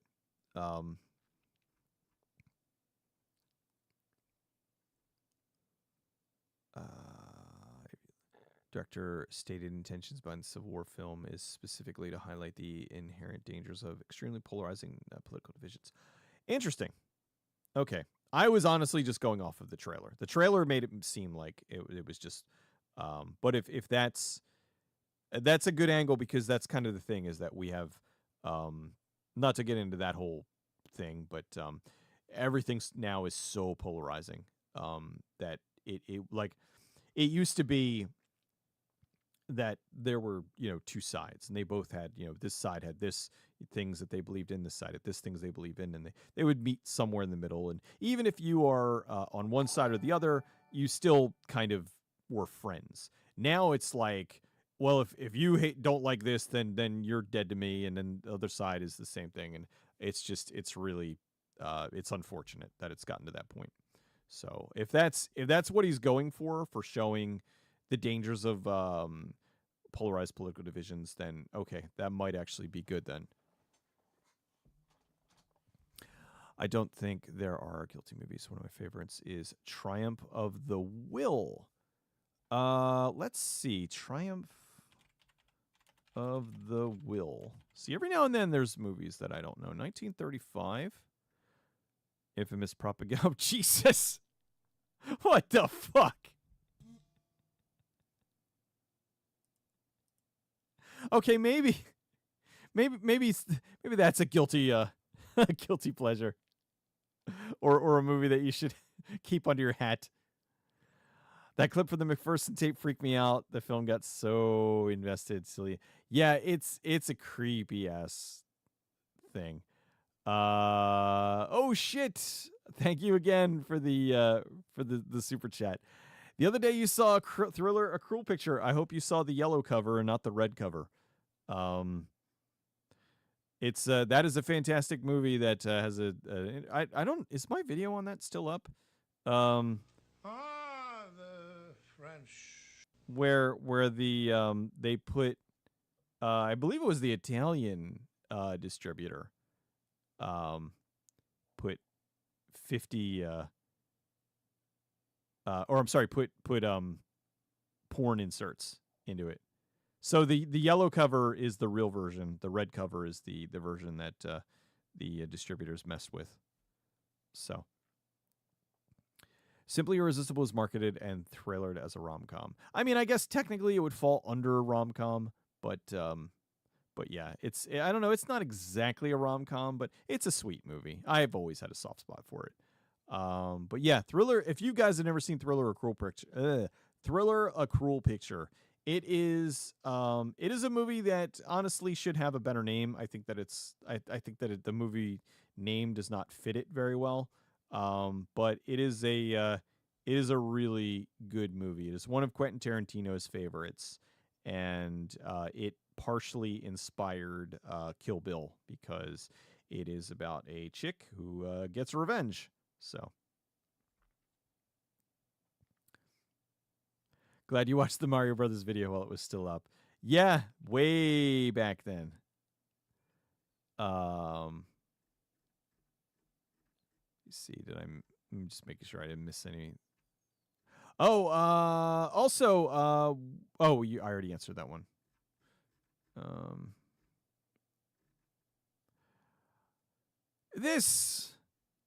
Thank you for the super chat. I'm still shocked how many people hate Inner Space.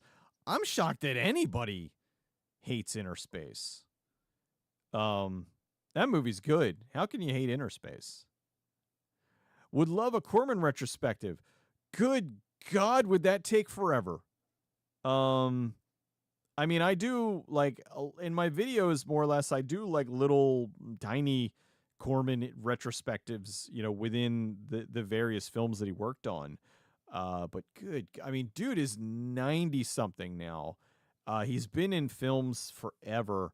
Covering his history would be an undertaking to say the least. I mean, he's, love him or hate him, by far one of the most influential people in Hollywood ever of all time. I mean, come on. Dude has found an amazing amount of talent. He has fostered some of the best directors, actors, it's just funny because a lot of like movie snobs will turn their nose up at Corman, and it's like, well, the movies that you're snobbish about, they would not exist if not for Corman discovering these people. Have you bought or seen the PVC figure of the alien monster from the Deadly Spawn? No, but I probably would if it's not too expensive. Speaking of which, I have been meaning to do a video on the Deadly Spawn for the longest time. What is your overlooked Stallone movie that most fans never bring up? Line is Lock Up and Assassins 95. Lock Up, I want to do a video on. Assassins, I think the editing is a little sloppy, but I think it's kind of a silly, fun movie. I don't know. I kind of lean into Oscar. Snaps Provolone. That and I know it kind of became a meme, but Rhinestone with Drinkenstein.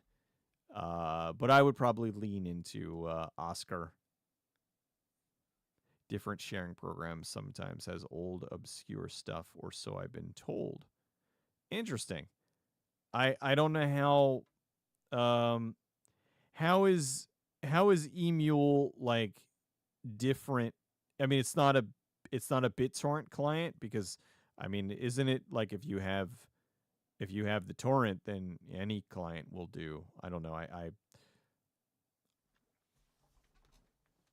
mean, not that I would know anything about those things.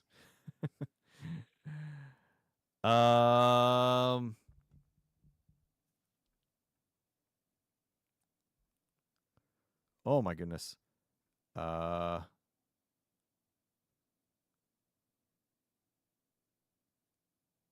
do you not know what Triumph of the Will is? I honestly, I mean, I know. Oh God, now I'm blanking. The other like Nazi movie. That I'm totally blanking on. Oh my God. It was one of the, or no, I'm sorry, not the, oh God. Hold on a second.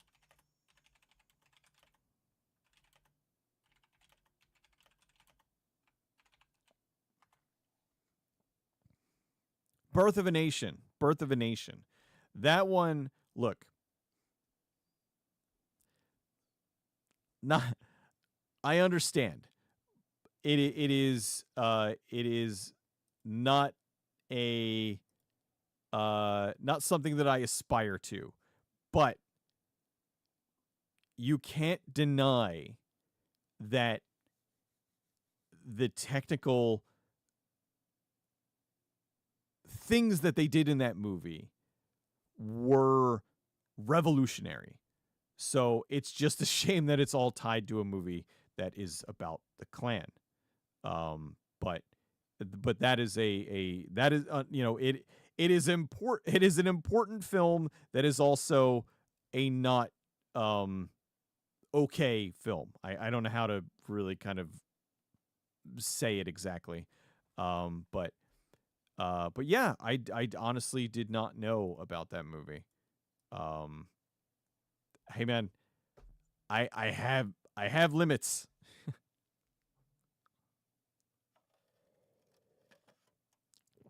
Also showed your PG-13 to a whole school class where it was overwhelmingly positive received. And the question, did you get to play Disaster Report 4?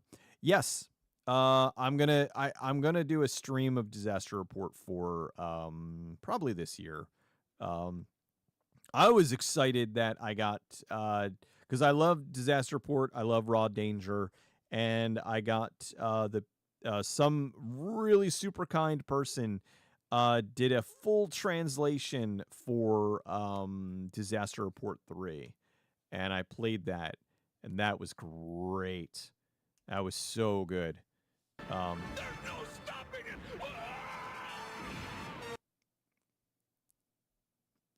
So that's cool. I'm glad a bunch of teenagers, high school class, they like the PG-13 video. YouTube like age gated it, which is hilarious. They Call Her One Eye is a much better. No, They Call Her One Eye is a terrible name. It is it's such a like it's a good influential movie that has just multiple it was Thriller, A Cruel Picture, They Call Her One Eye, and Hooker's Revenge. None of them are good. They're all terrible names for a great movie.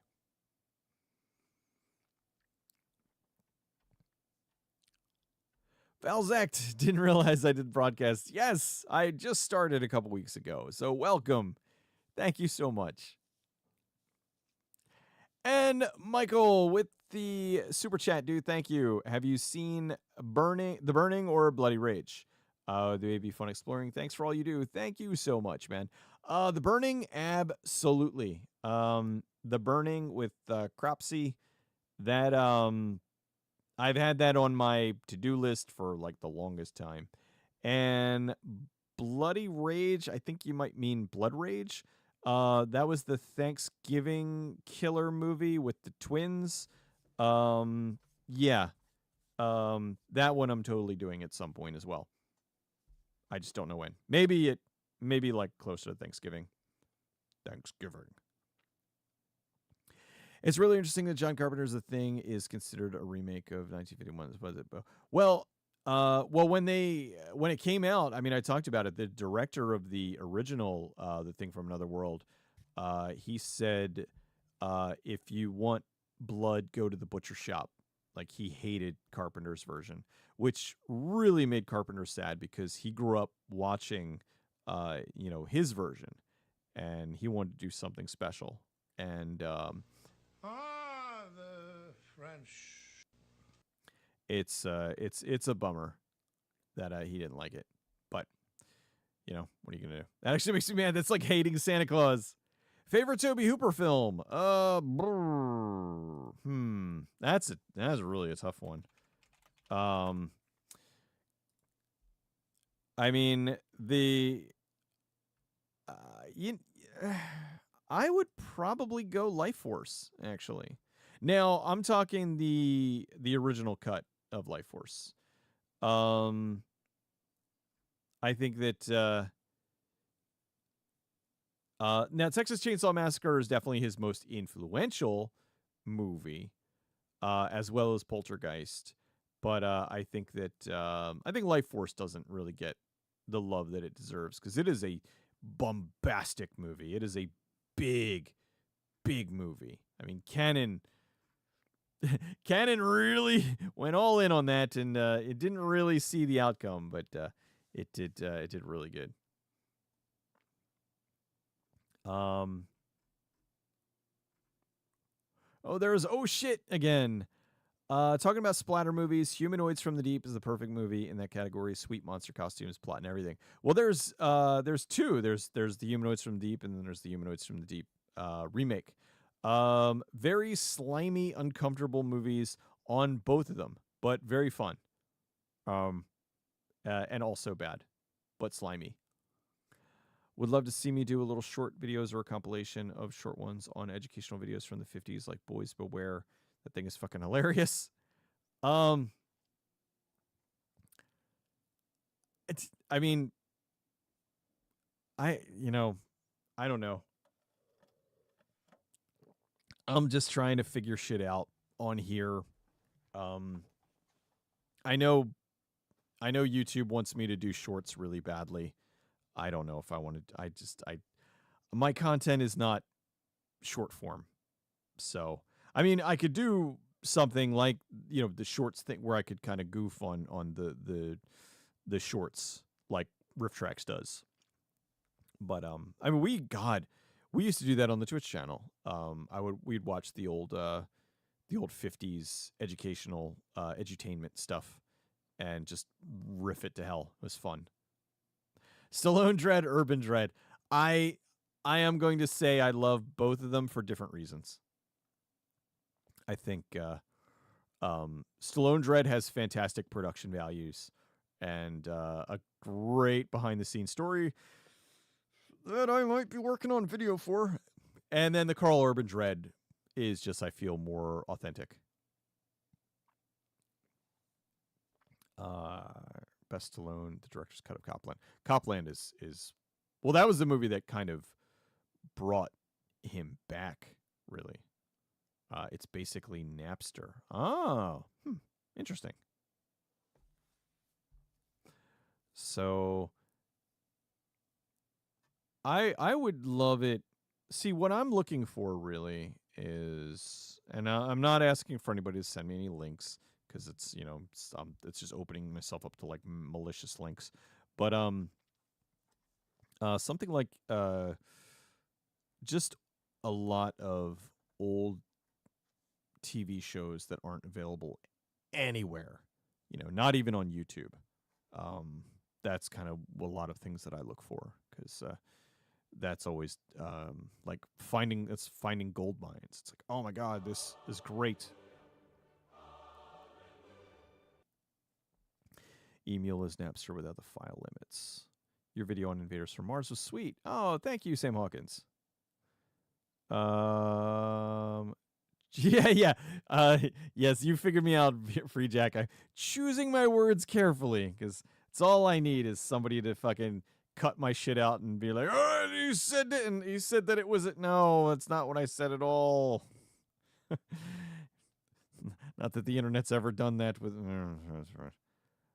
Film teachers hate having to bring up that movie. I can kind of understand, but I think that we should.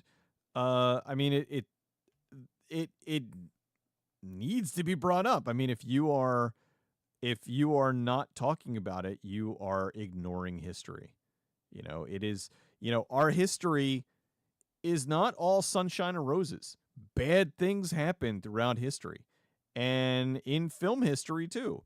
At some point, they're going to have to talk about Harvey Weinstein. Be like, he gave a lot of women careers, but he also casting couched most of them, But rolling back to the Humanoids from the Deep, killer movie, man, killer movies. I like both of them.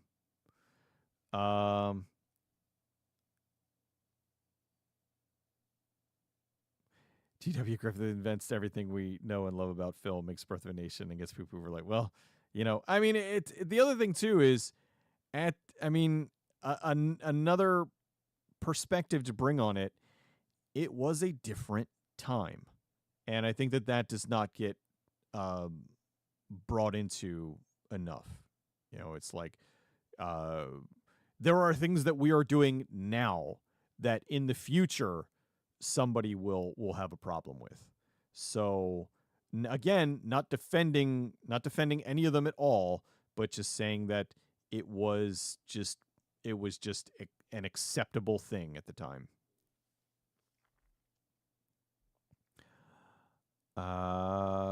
Let's see.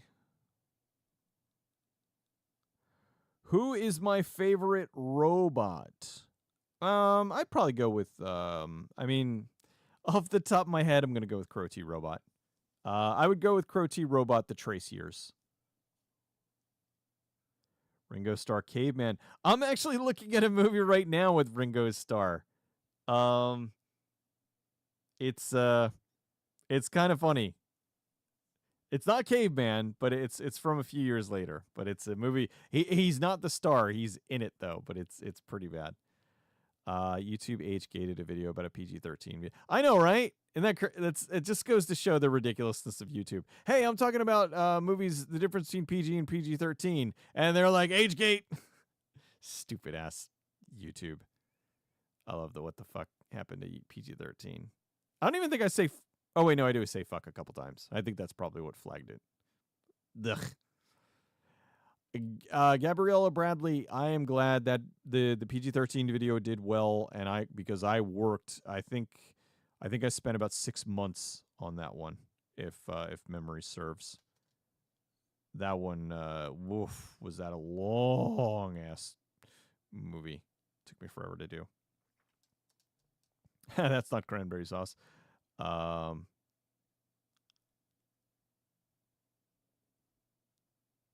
am like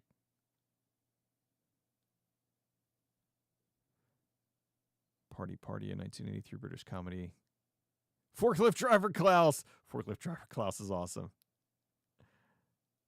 Stallone Dread is more visually authentic. Yes. What's my favorite movie starring Michael Keaton? I'm gonna go off the top of my head and say Pacific Heights. That was the first movie where he was really playing a villain, and he is a son of a bitch in that. That was Melanie Griffith, and he's like he moves into the apartment and they can't get him out, and it's a really, he's an asshole in that, but he was really good at being an asshole. Ever seen Hammer's Abominable Snowman? It's a very underrated film that really needs to be seen more. I've seen a movie called Abominable, which is really, really terrific. It's about a group of college kids that get stuck in a cabin that is besieged by some very pissed off Yetis. And I know that doesn't really sound like the greatest thing, but it's in the execution. It's the way that they do it. The Yetis look terrific. The cast is not a bunch of hateable morons, and they, for the most part, don't do stupid things. It's really good. It is a really neat movie. I want to do a video on that at some point. What's my favorite moment from the horror movie Pet Sematary? It's not my favorite moment, but the moment that I think is absolutely done perfectly and is devastating is when the way that they do Gage getting hit by the truck. Gage, like, they just show him in front of the truck. Then they show the father screaming. There's no stopping it. They show the father screaming, and the bloody shoe, and as a as a father, like it hits, like it was sad when I first saw it, but then, after having a son, just seeing that, oh my God, I can't even comprehend how just devastating that would be. And it's shot so well. That's like, it's the most horrific part of the entire movie. Oh, Mr. Mom is also really good, yeah. I think a lot of things happened right here in this particular hotel over the years, and not all of them was good. Johnny Dangerously was funny, and Joe Piscopo was killer in that. Sledgehammer. Sledgehammer is I'm doing a thing about like comedy TV shows or something, and I'm bringing up Sledgehammer. Sledgehammer's goddamn hilarious. The movie Good Night and Good Luck is a movie about how people were blacklisted from films for being suspected communists. Interesting. You know what? I knew about that movie. Wasn't Clooney in that? I didn't know what it was about, actually. So that's interesting. That actually raises my my interest level in it more, which is a bit of an irony. Yeah, but yeah. What are my thoughts on the Crow reboot? It doesn't need to happen. It's going to be absolute trash, and it's a waste of money. Raven House, what up, man? Do you have a favorite Skinemax film like Night Eyes? Yes. I'm actually gonna say my favorite Cinemax, like, okay, I'll give you two. My favorite Cinemax series is, let me just make sure, because I it's either it's one of these eyes. It's either Indecent Behavior or Illicit Behavior. But there's two movies that are all right, so no, not Indecent Behavior. Although that one is good now that I'm looking at it. Yeah. All right, so how about all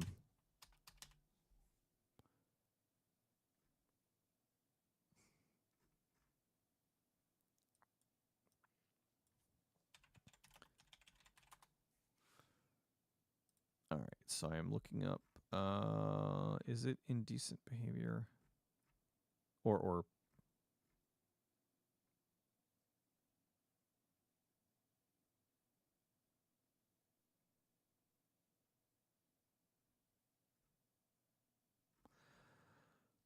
all right, I have all right, is this, did they rename it? Okay, no, that's not it.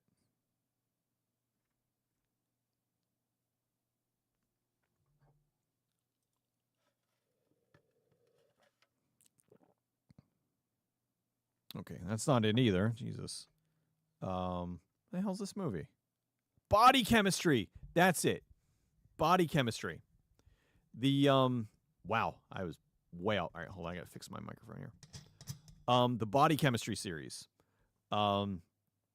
Each one is I mean, they can be enjoyed as a standalone film, but they do all tie together because they're all it's all basically about this one chick who is played by different actresses throughout the four films, but they're really well done erotic thrillers. They are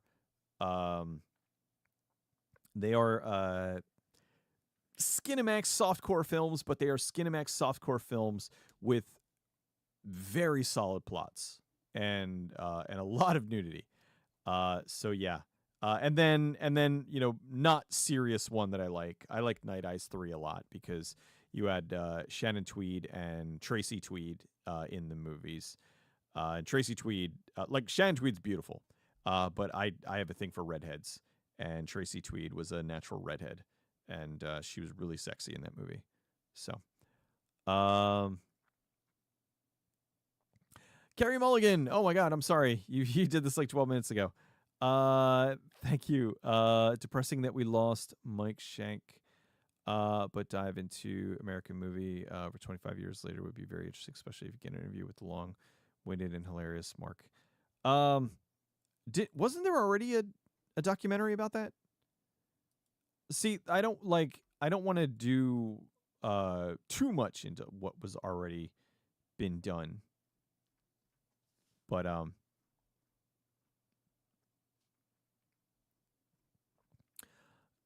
yeah, that would be interesting. Let me see. Johnny Five is awesome. You need more Bigfoot movies in your life. Good ones though, but you do love the schlock. Yeah, National Cryptid Society. You should see if you haven't seen already. I mean, being that you're National Cryptid Society, you may have already seen them. I highly recommend Exists. And I also highly recommend a completely different Bigfoot movie, and that is Letters from the Big Man. I did an exploring video on that a few years ago, and the guy who I spoke with, the guy who produced and directed it and everything, he was very skeptical because, honestly, he's probably used to people making fun of him for, oh, you believe in Bigfoot and all that stuff. But I was like, look, dude, I'm 100% serious about this. And so I did a video talking about this movie. And Letters from the Big Man is a drama about Bigfoot, and it is done 100% serious. And I think that it is a really, really genuinely good film. I was surprised at just how good it was. I very highly recommend it. If you were looking for a Bigfoot movie that is not about Bigfoot being a giant murderous monster, then this is a very, very good movie to check out. Would you like to see Jodorowsky I always say his name wrong. Jodorowsky's Dune? Yes. I saw the documentary, and I think that his version would have been batshit, but I think it would have been really interesting. Yes, Abominable with Tiffany Shepis. That is a really good one. Abominable starts out like Rear Window, then gets the saying. Yeah, really, really neat stuff. Do I watch Invincible? I really should. I have a friend of mine who works on it. And I haven't seen it yet. I feel terrible. But I have a good friend of mine that works on it. But I haven't seen it yet. Reached out to Film Threat. Is up for you doing something with them. Okay. Tell them to contact me. I mean, I used to read Film Threat way back in the day. I don't know what you told them. I mean, I can't. What am I gonna? Hey, one of my audience said that you wanted to do something with me. Yeah, that'd be neat. I don't know what I would do with them, but I would do something with Film Threat. You should do What Happened in the 70s PG rating video because they got away with a lot back then. They certainly did. Poor Gage, yes. Would you ever comment a trauma movie? I wonder if people like James Gunn have ever watched Romeo and Juliet. Yeah, because Gunn wrote Romeo and Juliet. A lot of people don't know, and that was like right before he went off and did Scooby-Doo. Romeo and Juliet's awesome. I'm going to talk to Lloyd Kaufman at the Sci-Fi Horror Fest this August 16th and 17th at the Vernon Downs Hotel Casino. Plug. Lloyd Kaufman's going to be there, so I'm going to try to. I actually have somebody who wants me to tell him that he aspires to make trauma films when he gets older. He's like 20 now. But yeah, I would. I love trauma. I am shocked that I have yet to do a trauma film, quite frankly. Let's see. Michael, have a good night, man. Thanks for hanging, dude. Take care. Wow, I am way back here. You were summoned here by the Yeti Talk. That's weird. I don't know how to feel about it.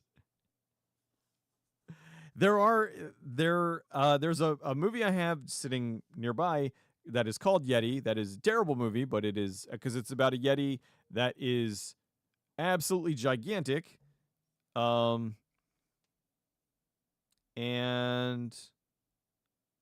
oh, my phone. Sorry, my phone was just going off. I'm like, what? There's somebody. One of my fans was telling me I need to watch I need to see it again. The Lost Coast tapes, Bigfoot the Lost Coast tapes. I watched it once and I didn't like it. But he's like, gotta watch it again. I'm like, okay, I'll give it another watch. I did not like Willow Creek. That was Bobcat Goldthwait's Bigfoot movie. I didn't particularly care for that one. I thought Exists was a million times better. What's my favorite movie starring Jeremy Irons? Dungeons and Dragons. Cave Girl Island. Cave Girl Island. Isn't that Beach Babes from Beyond 2? Please do a video on Jim Cotta. Jim Cotta was my 7th video. It's gone. It was on YouTube way back when. Or I'm sorry, no, it never made it to YouTube. It was on Blip. I am waiting patiently for Jim Cotta to get a Blu-ray release. That is probably, I would say, in my top 5. How is this not on Blu-ray yet? Come on. Your sexual awakening was via Cinemax, called something. The Wild Sargasso Sea. Yes. That had God, who was that? Bridget Beck in that? Really, if that's the one I'm thinking of, that was a lovely one. Hi, I'm Troy McClure. One of those is body chemistry. Yeah, body chem. Oh fuck. All right, Kari, where there's a you want a good Skinemax movie. Sensation with Kari Wurr. Yes. I have her autograph. She is, oh my god, is she sexy. Exists Rocks. Oh, I did see your video on The Big Man. I did get to talk to the author of The Deep Divide for a short time. Recommend that too. Interesting. Let me I don't know that one. The Deep Divide. Okay. Deep Divide. I think out of all my videos, I think that the Letters from the Big Man one is one that not a lot of people watch because not a lot of people ever heard of it. But it's one that I think has a more interesting story than people are willing to really listen to, you know. So I was a big fan. I thought that was a killer movie, and it was, the guy who did it was very, very friendly. Once he saw that I wasn't going to make fun of his movie, and I think he really was cool. Harry and the Hendersons too, yes. You stumbled across a physical copy of Phantom Edit DVD. Also saw Attack of the Phantom, picked them up. Didn't know the Jar Jar death came from that edit deleted scenes. There is a Jar Jar death? That's a new one to me. Oh, and thank you, Cryptid. Yes, that was a well done video, did. I appreciate that. Suburban Sasquatch. That's West Cabbage. He is a local guy. He shows up at all the local like Philly conventions. He's got Fungicide, Suburban Sasquatch. Oh god. It's so bad. I should do a video on Fungicide. That movie. Holy moly. Have I seen The Brain That Wouldn't Die? Yes. I saw it on Mystery Science Theater. Ever seen my portion in the road trip comedy Britney Baby One More Time? No, no, I never did. That's interesting. 90s Cinemax movie or your Sex DNA. There's some. You know what, man? They're just the 90s Cinemax movies. They knew what they were doing, really.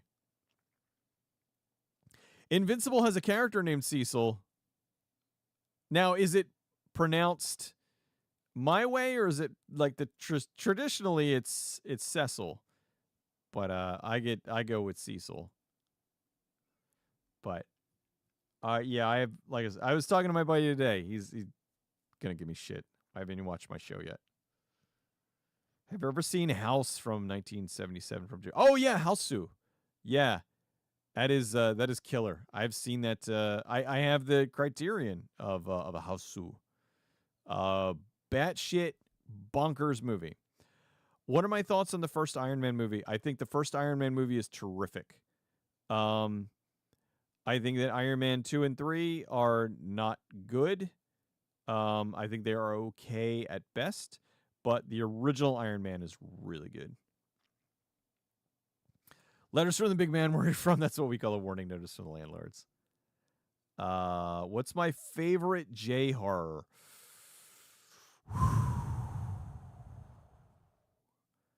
Now, all right. I am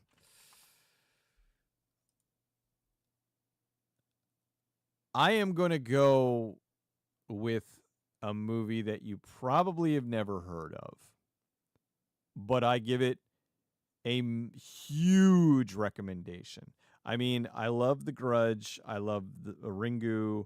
There's so many J horror movies that I do think are terrific. But I am going to recommend a movie. I think this might be my favorite J horror. It's a movie called Another Heaven. I'm gonna read the first sentence from the IMDb, and you can hear how this is how the movie opens. A pair of hard-boiled Tokyo cops are investigating a gruesome murder. After killing the victim, the murderer cut his skull open and cooked his brain in a stew.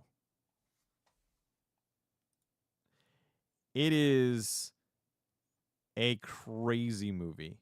It goes in 50 different directions. It is a really, really phenomenal J horror that I think you should watch. I rate it very highly. Have I seen Wanted Dead or Alive with Rutger Hauer? There's no stopping it. Absolutely. I've seen Wanted Dead or Alive with Rutger Hauer.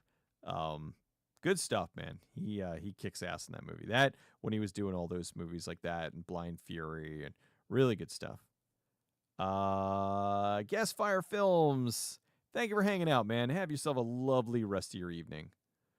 What are my thoughts on Beverly Hills Ninja? I think it is very stupid and very, very funny. Decades ago, Dragon Slayer had female nudity and baby. The dragon baby that was eating the princess. Yeah, that was bonkers. The funny thing was, if I did a video on Dragon Slayer today, I would have to really pussyfoot around the violence because it would get an 18 plus tag. Meanwhile, back then, PG. Go on, take your kids to go see the movie about dragons. Class of Nukem High is your favorite yeah, Class of Nukem High is good stuff. Man, I don't... Man, this thing always jumps ahead.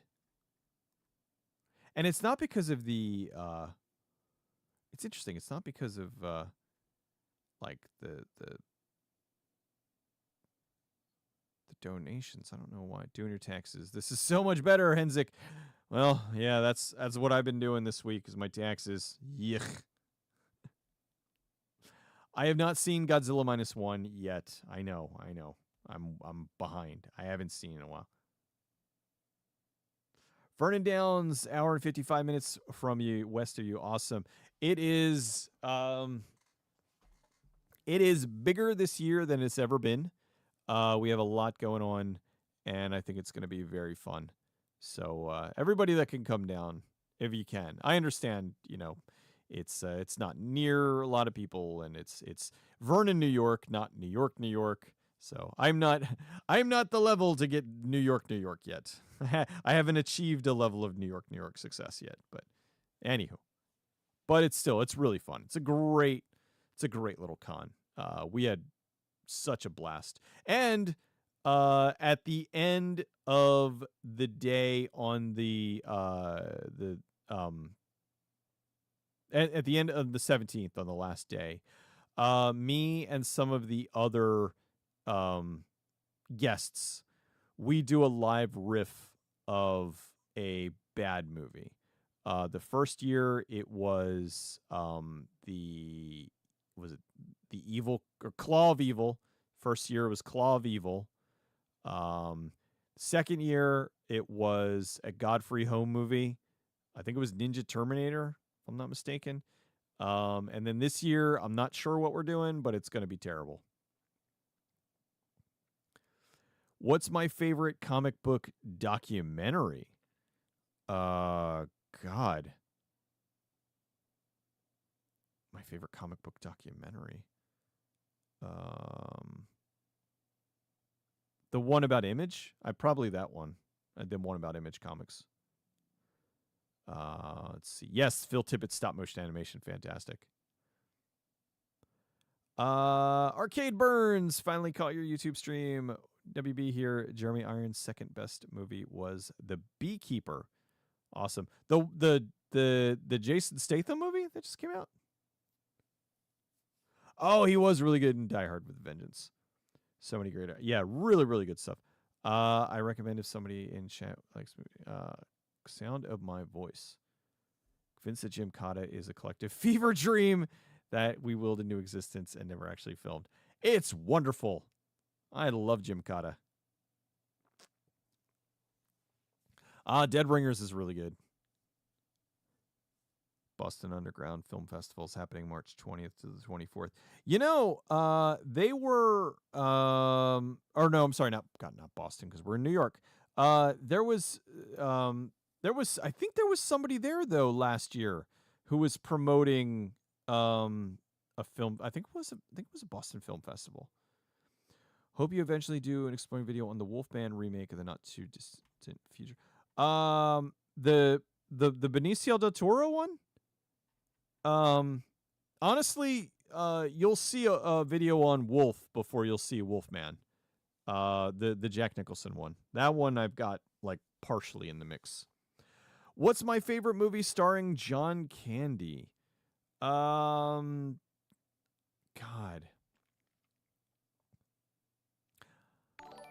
I would probably go with Uncle Buck.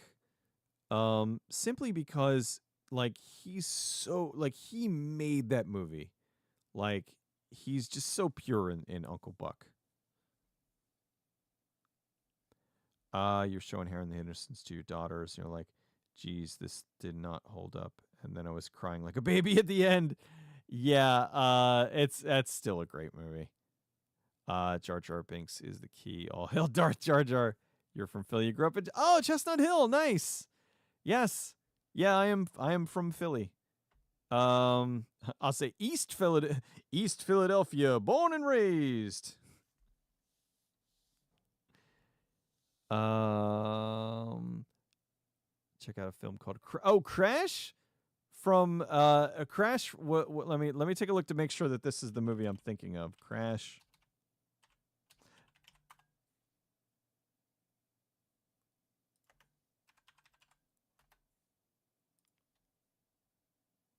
Yeah, the old Charles Band movie. Yeah, there was some crazy shit that went on there.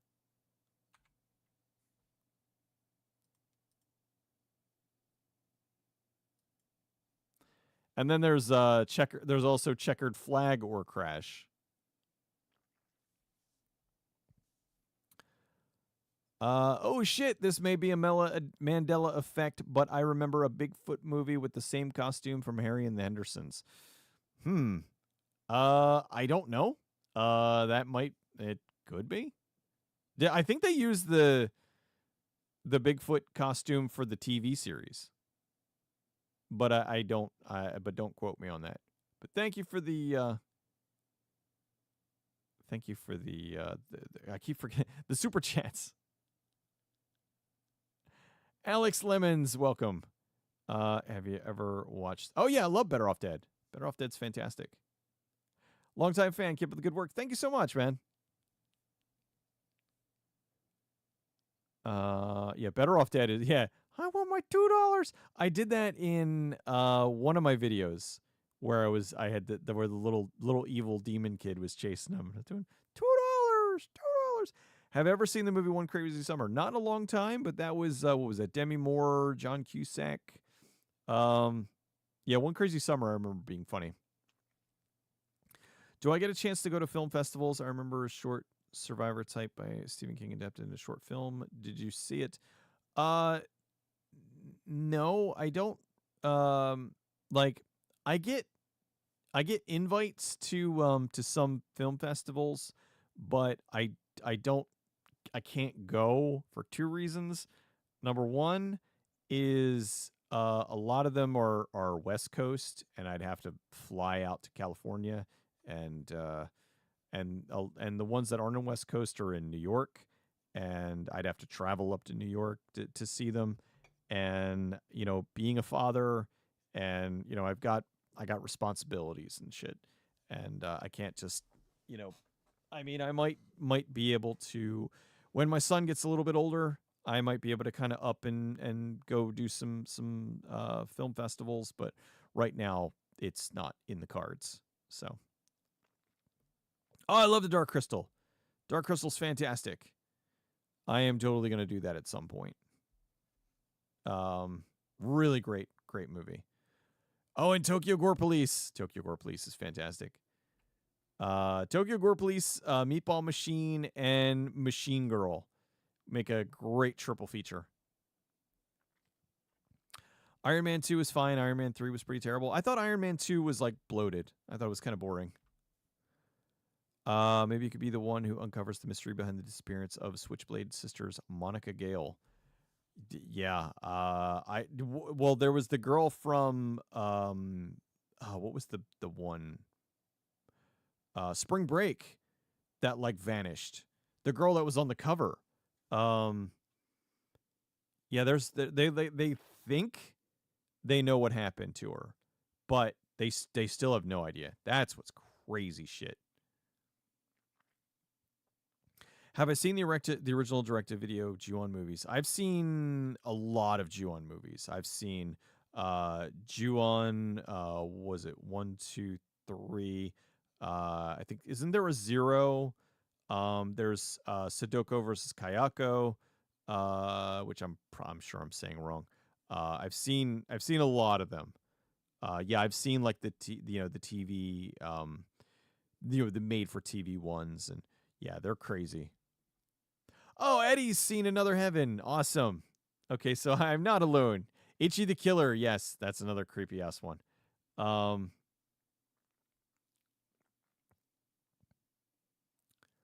Who's Harry Crumb? Good stuff. Shopping mall. To you, today was the worst day. To me, it was Tuesday.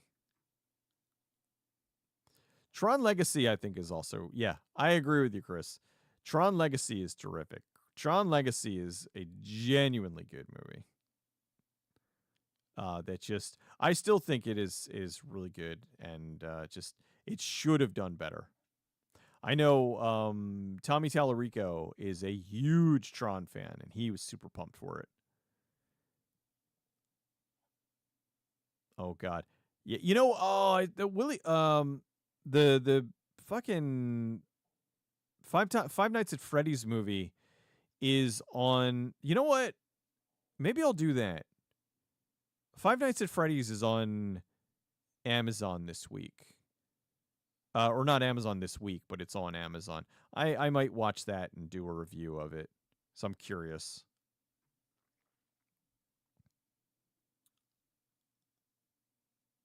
What about a girl that vanished during spring break? There's the movie Spring Break from I think 1983, and there's a girl in the movie who also was. If you look up Spring Break, hold on, let me just make sure that that's the year. Spring Break. Yeah, 1983. It was Sean S. Cunningham was doing like a teen sex comedy, and um, Kareen Alphin is in it too. But the there's a girl who's in the movie, and she's also the body that they used for the cover. Uh, she was abducted um shortly after the like before the movie released because it's been a while. I'm trying to remember exactly. She was abducted and like just never heard from again. And it's like fucking wacky.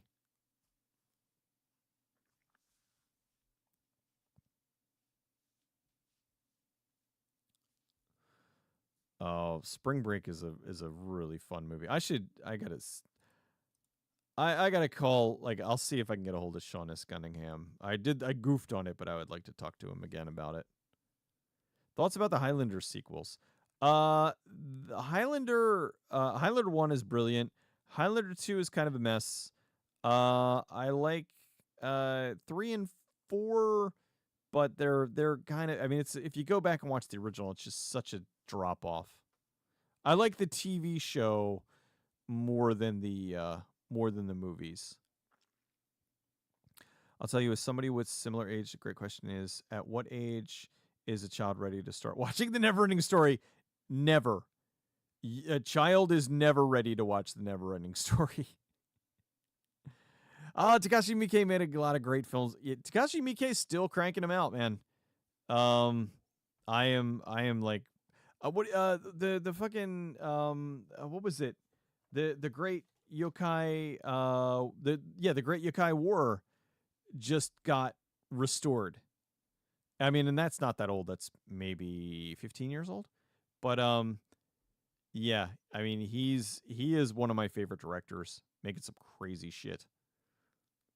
Honestly, after finding out about it live 2007, it sucks I wasn't born earlier to listen to them live. Yeah. Did you hear about the theory that Jane Doe from The Lady in Dune's Murder appears in the background extra in Jaws? No. Interesting. I imagine there's a lot of those weird things like that, you know? Have you ever done The Legacy with Sam Elliott? No, but I probably would at some point. You've been preaching the good word of... I've been meaning to do Tron Legacy for a long-ass time now. I don't know why I haven't. What are my thoughts on the movie Ready Player One? All right, hold on. I have to cough.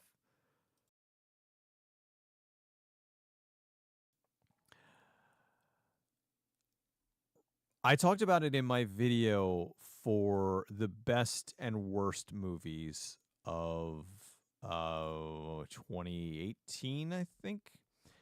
And I said that Ready Player One was the worst movie of the year. Actually, Ready Player One is everything that's wrong with movies. And I kind of ranted about it last time, so I'm not going to go too far into it. But essentially, it has none of Spielberg's earmarks. Anybody could have directed it.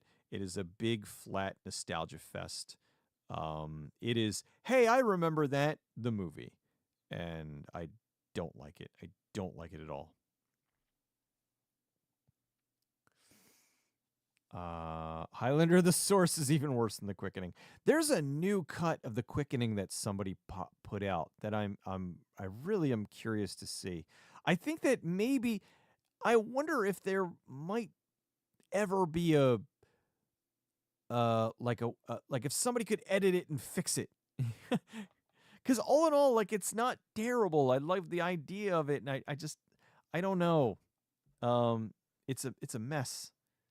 I want to do Highlander, but I have to deal with Studio Canal, and they're kind of Studio Canal's kind of oh wow, we get Spring Break here is next week. So, did you watch Highlander: The Search for Vengeance? No, I haven't actually. I've been meaning to see Willy's Wonderland. But on that note, if you haven't seen the Banana Splits movie was legit good.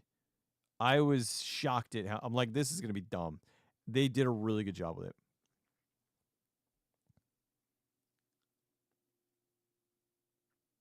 160 watching and only 26 likes. What's with the? I guess I need to start saying like and subscribe, like and subscribe. I don't know why you not likes. The Neverending Story is a rite of passage. You ever thought about reviewing Day of the Beast? Yes, I have. I have that on my ever-growing list of stuff to do. Wasn't the blonde girl from Scarface also a missing person? I mean, honestly, there's been so many. I think that it's, there probably is more than we ever know about. Have you ever met Justin Benson and Aaron Moorhead? Seen they directed episode? I've never met them, but like they were very kind. And one of them is following me on Twitter.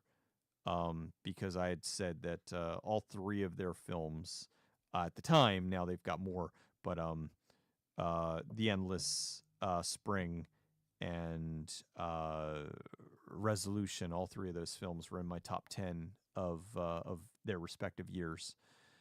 They're great filmmakers. I hope they don't get tainted by the Disney machine because they put out brilliant films, and I'm glad for them. I'm glad that they're doing Daredevil, but I kind of hope that. Hold on, I guess these. I couldn't get to the mute in time. I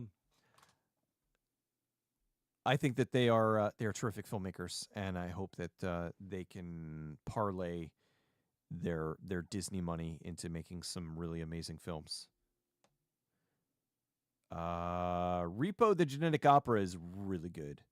And Voyage of the Rock Aliens is crazy. You should also watch a movie called Vicious Lips. That's another kind of crazy. That was an Albert Pune rock thing. Any love for the 90s Outer Limits series? I know I've seen a bunch, but really the only one that I remember is the Alyssa Milano one. I don't remember much else beyond that. Kurt Russell turned down Highlander for Big Trouble in Little China. Honestly, it was probably for the best. I don't think he would have been as good.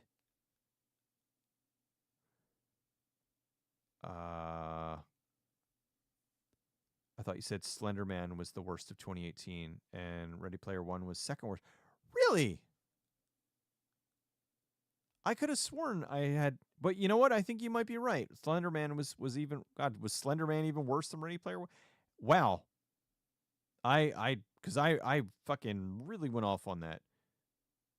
Okay. Then, I mean, if Slender Man was 2018, then yeah, that definitely was my worst of that year.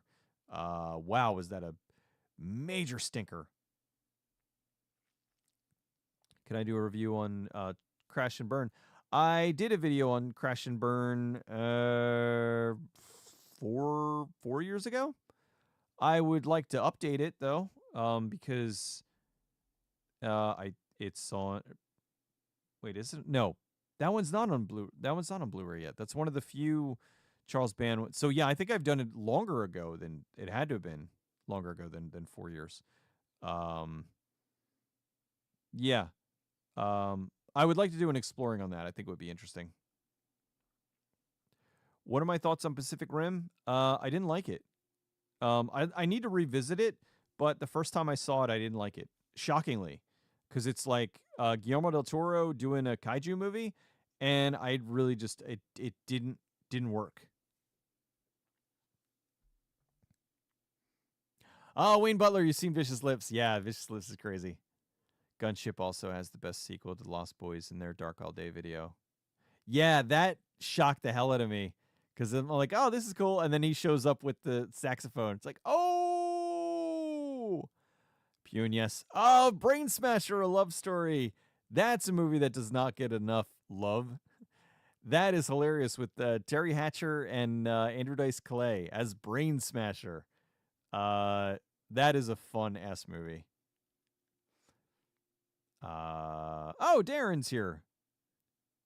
What's up, dude? Just put up his alligator poster. No one would think The Matrix was really deep and philosophical if it was a Will Smith movie. No. When I think of Crash and Burn, you think of the 3DO game. Oh, yes.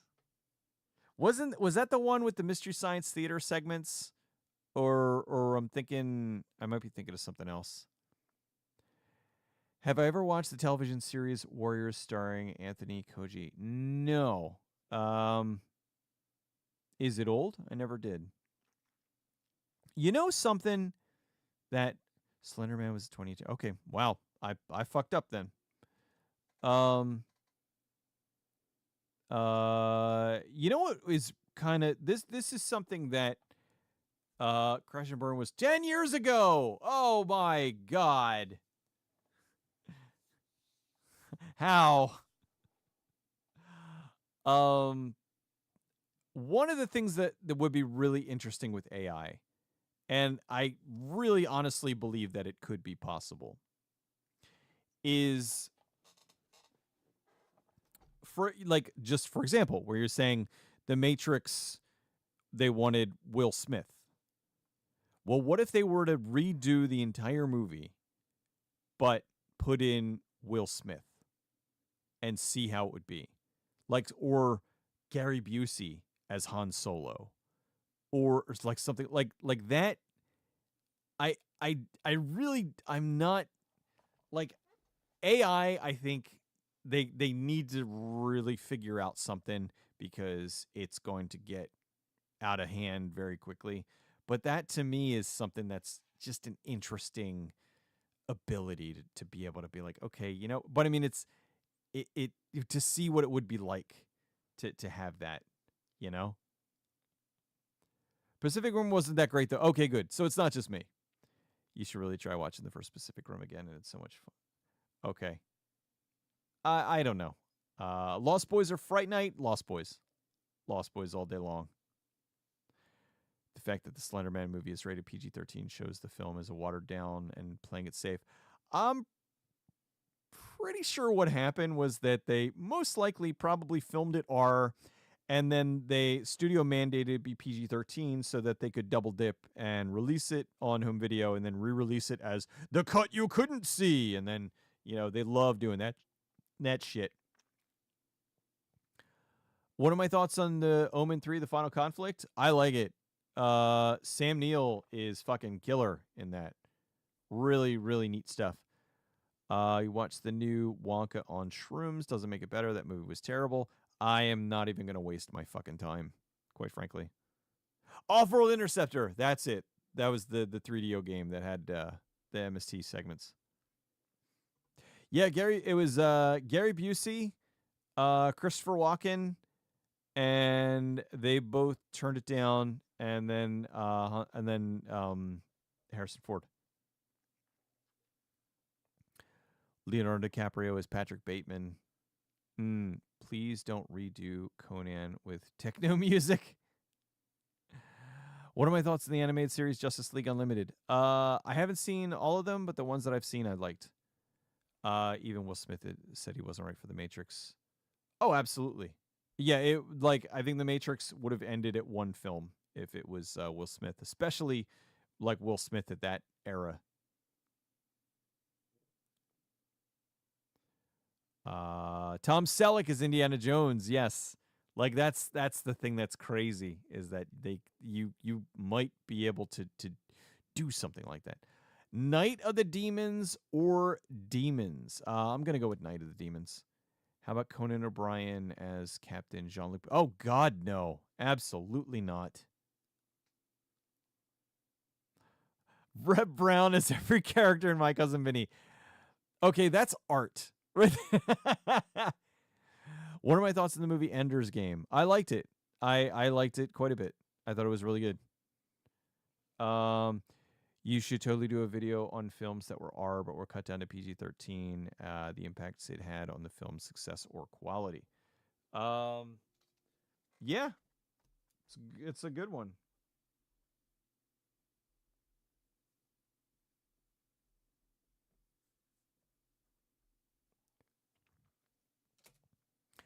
Have I seen Wanted Dead or Alive starring Rutger Hauer? Yes, and it's very good. I've seen pretty much most of Rutger Hauer's filmography. You didn't hear about the Slenderman film. Not surprised at all. I hate it when studios double dip on films that are different rating. Well, you know what kills me? This is one of my biggest complaints about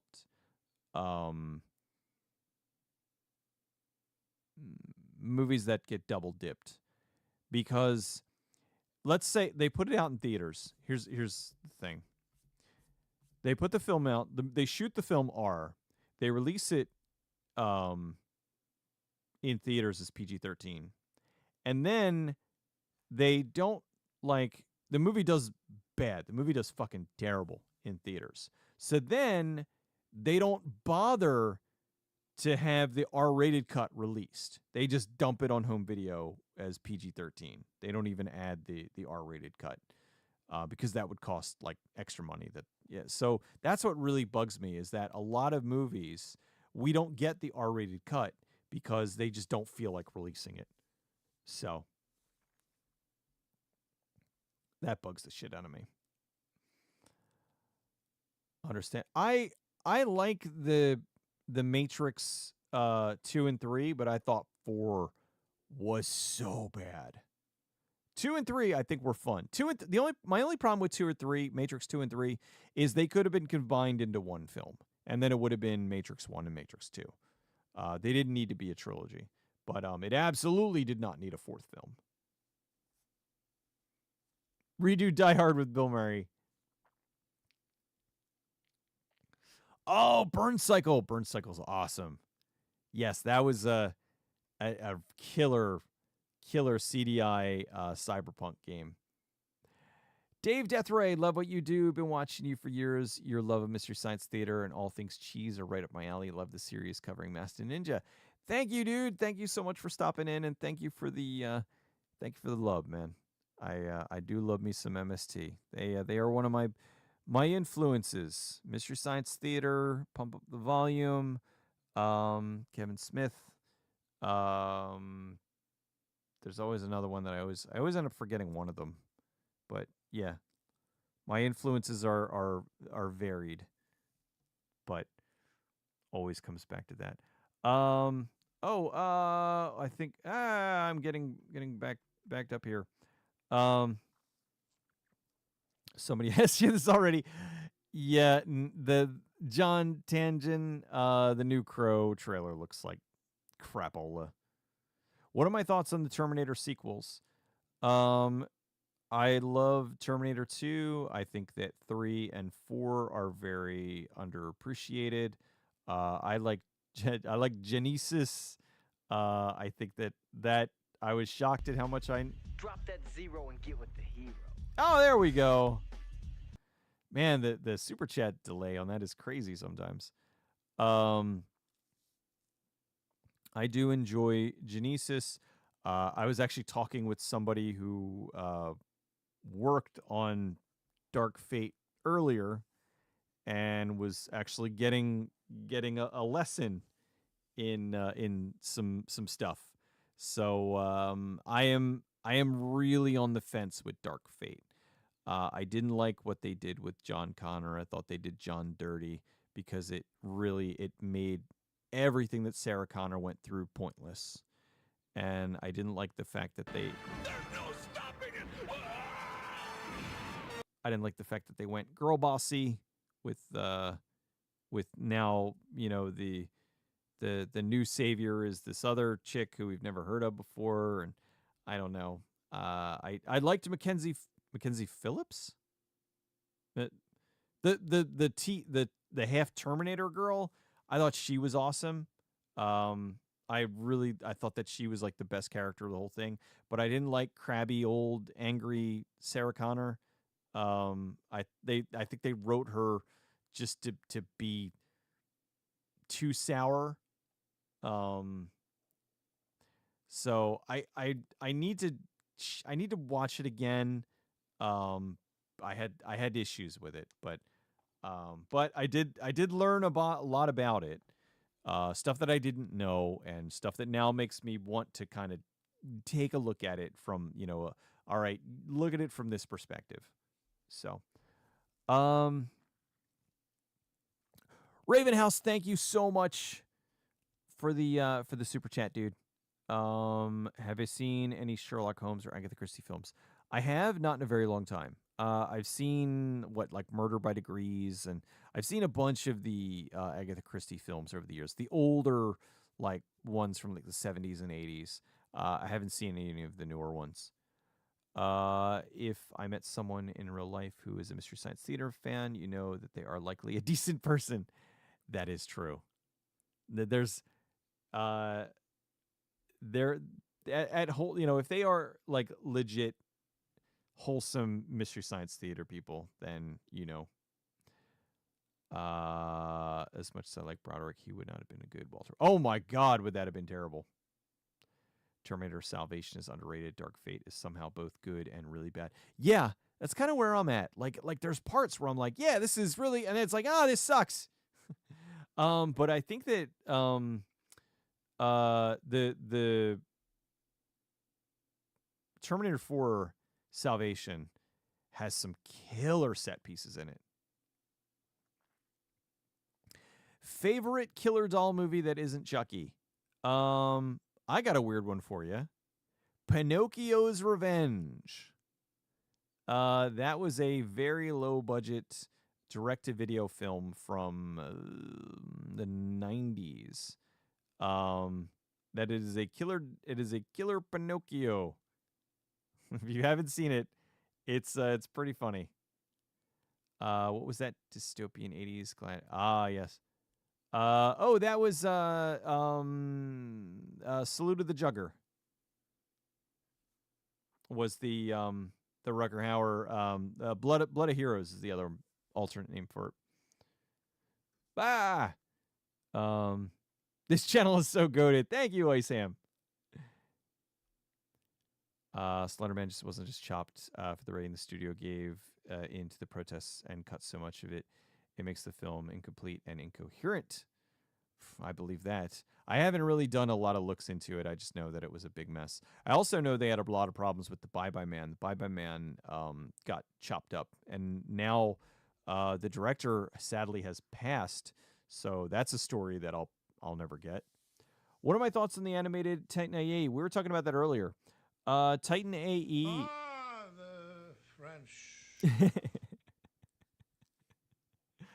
Love that at any moment Orson Welles might pipe in. Titan AE has some amazing animation, and I think that Don Bluth he did it as a director for hire. He admitted he wasn't the right person for it, and I think that he really tried. And I do think the animation is great, but the story suffers. I don't know the entire story behind how it ended up to be such a mess, but I think in and of itself, I think that they were trying to do good, and I think it's worth seeing, if for nothing else, for the visuals. October 26, 2024, 40th anniversary of the Terminator. Holy moly. What do legacy sequel? Why do legacy sequels have to ruin old characters? Thank you for the super chat, Joshua. Yeah, that kills me. It's like, like the ending of Terminator 2. There's the one cut ending where Sarah's like old and she sees John grown up with kids, but okay, it's like that's really sweet. But then they did the ending, you know, the dark highway ending, and it kind of left it ambiguous. But it's like that was always his destiny. He was always meant to be, you know, that was the time loop. You know, he was always meant to be the leader of the people that overthrow Skynet, and them going back and killing John. It just it like this woman, it ruined her life, like everything that she did, and now it's like you did all this for nothing. It just bothered me. You hated the new savior girl. And Termashek's like a little girl trying to pretend she's Wolverine. Yeah, like I didn't particularly care about her either. Like I said, I liked Mackenzie a lot. The Grace, the because all right, you can act like a badass because you're a half Terminator, you know. But she was just like, fucking irritated me. Some just films just wouldn't work as a PG-13, and R rating is usually the way to go. Well, I think that studios don't seem to understand that. They don't look at it from the art perspective. They look at it from the asses in seats perspective. Do you like the director's cut of Watchmen? It is better, yes. Mackenzie Phillip had a relationship with her father, John Phillips. Oh, that's right. That was all right. So what's the all right? Who the Terminator? I know her first name. It's Mackenzie something. Mackenzie Davis. Mackenzie Davis. Yeah. She was really good. Honestly, for me, she was the best part of it. Yeah, Mackenzie. The other one had sex with her father. What the fuck? Terminator 1 and 2 are great. Salvation should have been the end of the series because the comics, the Resistance destroyed Skynet. Drop that zero and get with the hero. John Tangent, thank you so much for the super chat, dude. Holy shit, dude. Thank you. Love your videos.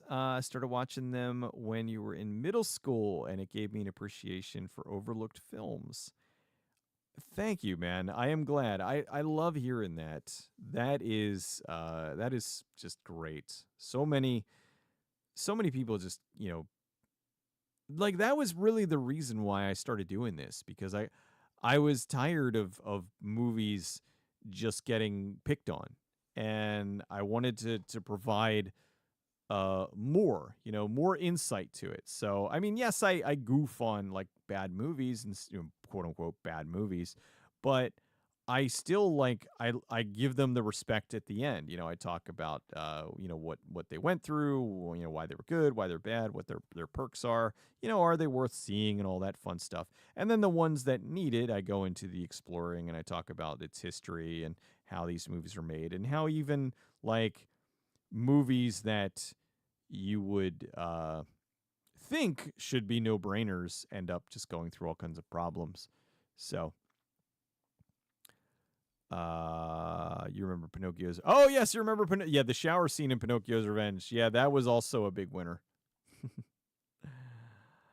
What are my thoughts on Don the Dragon Wilson? I have Blood Fist sitting right here. I love Don the Dragon Wilson movies. I am not going to debate his ability as an actual fighter. I mean, he does have how many belts and wins and shit. So, I mean, he's got to be at least that legit. But I think that Blood Fist 7, Ground Zero, the one with Kat Sassoon, which is basically Die Hard in a nuclear bunker. That's my favorite movie of his. I like Don the Dragon Wilson a lot. Don the Dragon is Cynthia Rothrock. My wife's kickboxing instructor is very good friends with Cynthia. He calls her Cindy or China O'Brien. Yeah, she's awesome. I love Cynthia Rothrock. I actually and Ali just did a video with her. Well, he's editing the movie with her. What, The Last Kumite, I think. China O'Brien fucking rules. Dark Fate followed the trend of killing off legacy characters to prop up new female. Yeah, like that really bugs the shit out of me. It's like, how about you make a new, or what kills me is Sarah Connor is already a beloved female hero. So I mean, it's stupid. Like it just didn't make sense. Like why are you gonna kill John? God damn it. Cynthia deserves more credit. She really does. She's fantastic. Have you ever noticed that T2 is essentially a big budget remake of the original Terminator? There are a few changes, but it's almost beat for beat. I don't know. I think that overall it's different enough. I mean, and a lot of sequels are like that, but I wouldn't say it's a complete remake. And even if it is beat for beat, but it's still, you can watch Terminator 1 and 2 and get two different experiences. Oh my goodness, I am way behind. Time travel movies are difficult to make. Sequels to Edward Furlong never been brought back to. Eddie has a alcohol problem. It's pretty much why he hasn't been back. Favorite movie starring Carl Urban? Got to be Dread. I think he was fantastic. You're a little Free Jacket's all good. I'm not that nitpicky about what, as long as people are just cool in here, it's all good.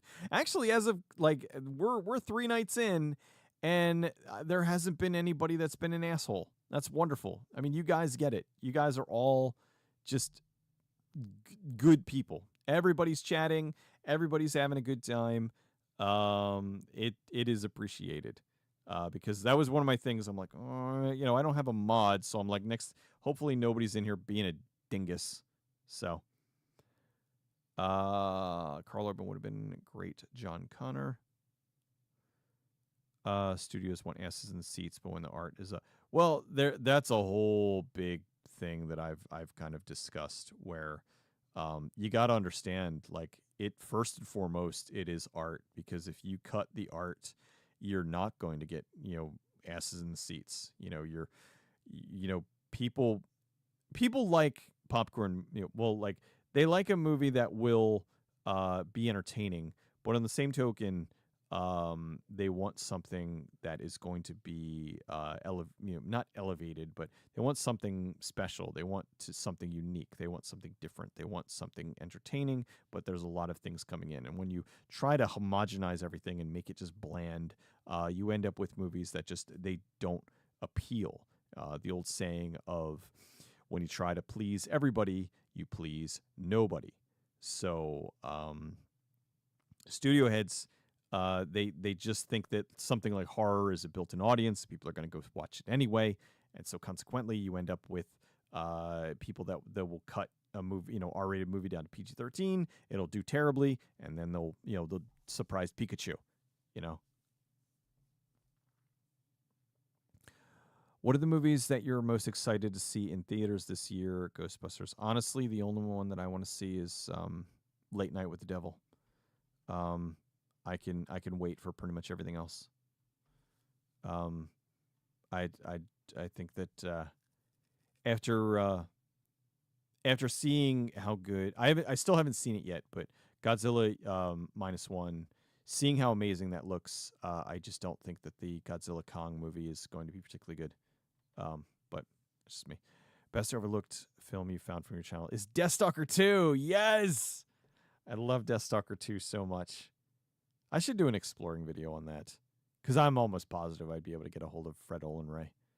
I love Deathstalker 2. That movie, they nailed it so hard with that. It is awesome.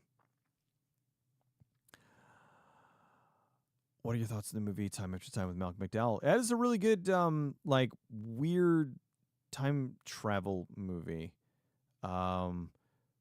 I have that one on. That one got on Blu-ray from Warner Brothers Archives. That is a kick-ass movie. Paul Dennis, welcome. I liked Ghost. I liked Afterlife a lot. I'm just worried about the new Ghostbusters. I don't know what direction it's going to be. The 2016 reboot of Ghostbusters doesn't exist. I refuse to watch it, especially after like the way that they acted like spoiled brats for like James had the audacity of saying that the original Ghostbusters is one of his favorite movies of all time. It's very special to him, and the new movie seems like a cash grab. And his audience knows that he loves Ghostbusters, so they wanted to know if he was going to go see it, and he basically said no. He's voting with his wallet, and they dragged him incessantly on that, and he basically just was like, nope. I have seen Star Chaser: The Legend of Arrin. I haven't seen it in a long time, but I saw it a long time ago. I remember liking it. What day are we going to watch Blood and Steel, Scamdar? Maybe Thursday. This week is crazy. I'm doing taxes. I might have to push Blood and Steel to next week. You know. So for everybody who doesn't know, who would like to, there's a link down there for Twitch, and there's a link down there for and I'm pointing down, but I'm like, why am I pointing down? Nobody can see you. For Twitch, and there's a point down there for Discord. We have Discord movie nights, and we used to have Twitch movie nights, but Twitch has taken that away from us. But we still do dumb shit on Twitch. Oh, Sam Hawkins, we appreciate it. Thank you, man. I appreciate that. Don the Dragon is legit. Yeah. This channel has been extremely helpful in your search for old movies you saw as a kid. Thanks. FSK. Excuse me. You are very welcome. I don't know how much longer my voice can hold out. Oh,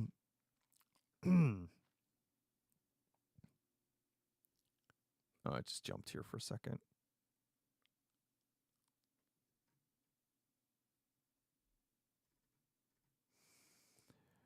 When you take art of the cinema, the film industry will suffer. Allow for creative and unique ideas. Exactly.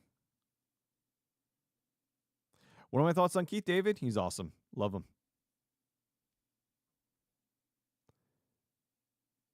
You want to clear your schedule for that masterpiece? Yeah. I mean, is it going to live up to Justice Ninja style? We shall see. I'm hoping the new Ghostbusters goes for more humor, because that's the thing. I understand Afterlife, because Afterlife was done for his father. It was meant to, that's why it was really somber.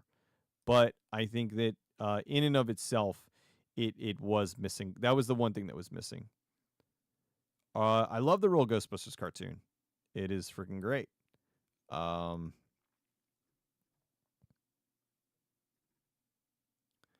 I saw a comment that I was just about to read, and then it jumped on me here. I think I might need to get like a dedicated like chat monitor here.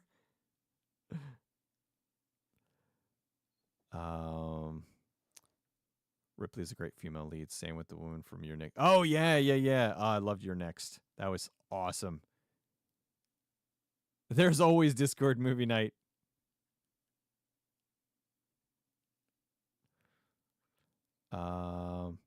We watch cool, obscure movies and shows. We also have cookies. Yes, the Discord is a lot of fun. We do have some members over there who are cranky, but overall, the folks there are cool. But we do have some folks over there that are cranky. Every now and then, I have to tell them to stop being cranky. Riker passed you the ick. No, it's just I've been talking for 3 hours and 15 minutes, and it does not feel like 3 hours and 15 minutes. But my voice, on the other hand, is like, why you do this? Why you talk incessantly for 3 hours? No. Although Riker is not going to school tomorrow, so he's gonna stay home and he's gonna be sad because he doesn't like when he has to stay home because I have to work, and so he's gonna be, watching television. He's gonna be all bored and shit. So I might. You know what? I've got some Justice League. The Unlimited, right? Yeah, I have that on DVD. I should set him up to watch those so he'll have something to do, you know. Your videos have opened me up to so many movies that they're taking up at least another terabyte of your hard drive. I believe it. You should I have God, 1, 2, 3, 4, 5, 6, 7, 8, 9, 10, 11, 12. I have 12 hard drives. And that's just like on my desk. That's not like what I have in storage. I think I have another like 5 in storage. You're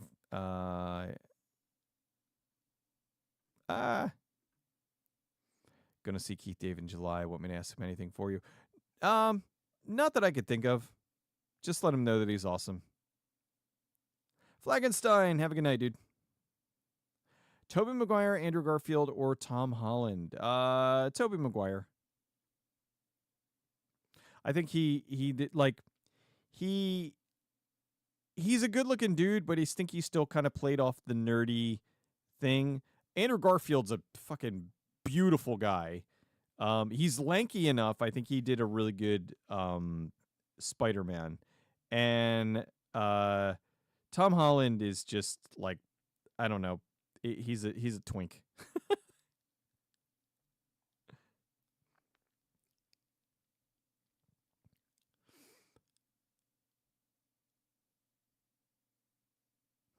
Real Ghostbusters was great for its first 2 seasons, but 70 episodes before they brought in child experts and ruined it. Ugh. Experts just ruin everything, don't they?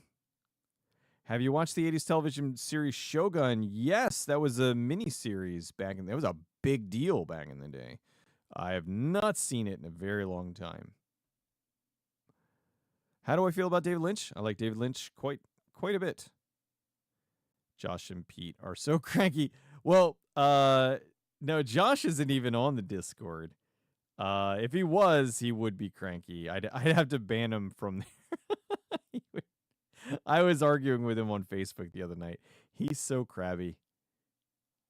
I used to do it. For those of you who don't know, for 500 episodes, I did a podcast with 2 friends of mine, my friend Josh and Peter. And Josh is he is a fountain of knowledge, but he hates everything that came out after 1995. And Peter is a 6'6" Serbian bodybuilding monstrosity that is just a big lovable oaf that just is all about the old B movie classics. He knows his shit.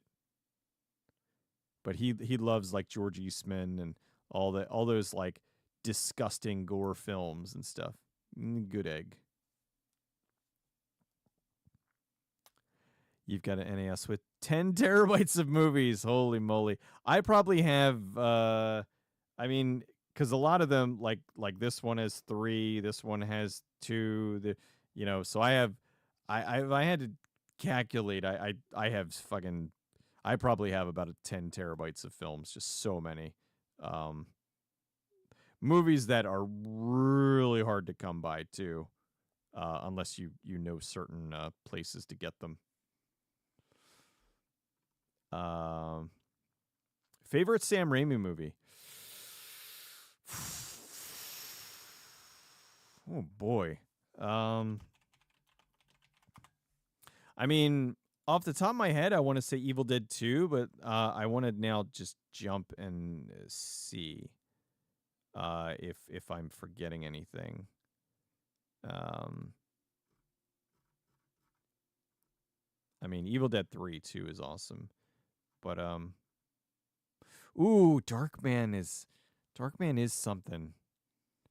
I would say either Evil Dead 2 or Darkman. Quick and the Dead is really good too. But yeah, probably Evil Dead 2 or Darkman. Darkman's fucking awesome.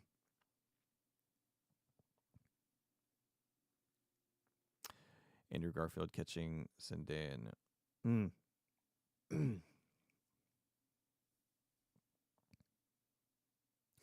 Twins. Oh God, Twins. Yeah. Haven't seen Twins in a long time. Chris, have a good night, dude. I think on that note, I am gonna go for the evening. My voice is really starting to crap out here. What are my thoughts on The Alchemist from 1983? I've actually never seen it. The Gift was pretty good, and we get to see Katie Holmes's boobies. So, thank you everybody for hanging out tonight. Another really fun night. Oh, Black Raptor, no worries, man. I didn't see it the first time. Rock and Roll is great. Awesome soundtrack. You've got Iggy Pop on there. I like Rock and Roll quite a lot. That should be on Blu-ray. That really should. I don't know why that hasn't gotten a restoration, or if it has, I'm not aware of it.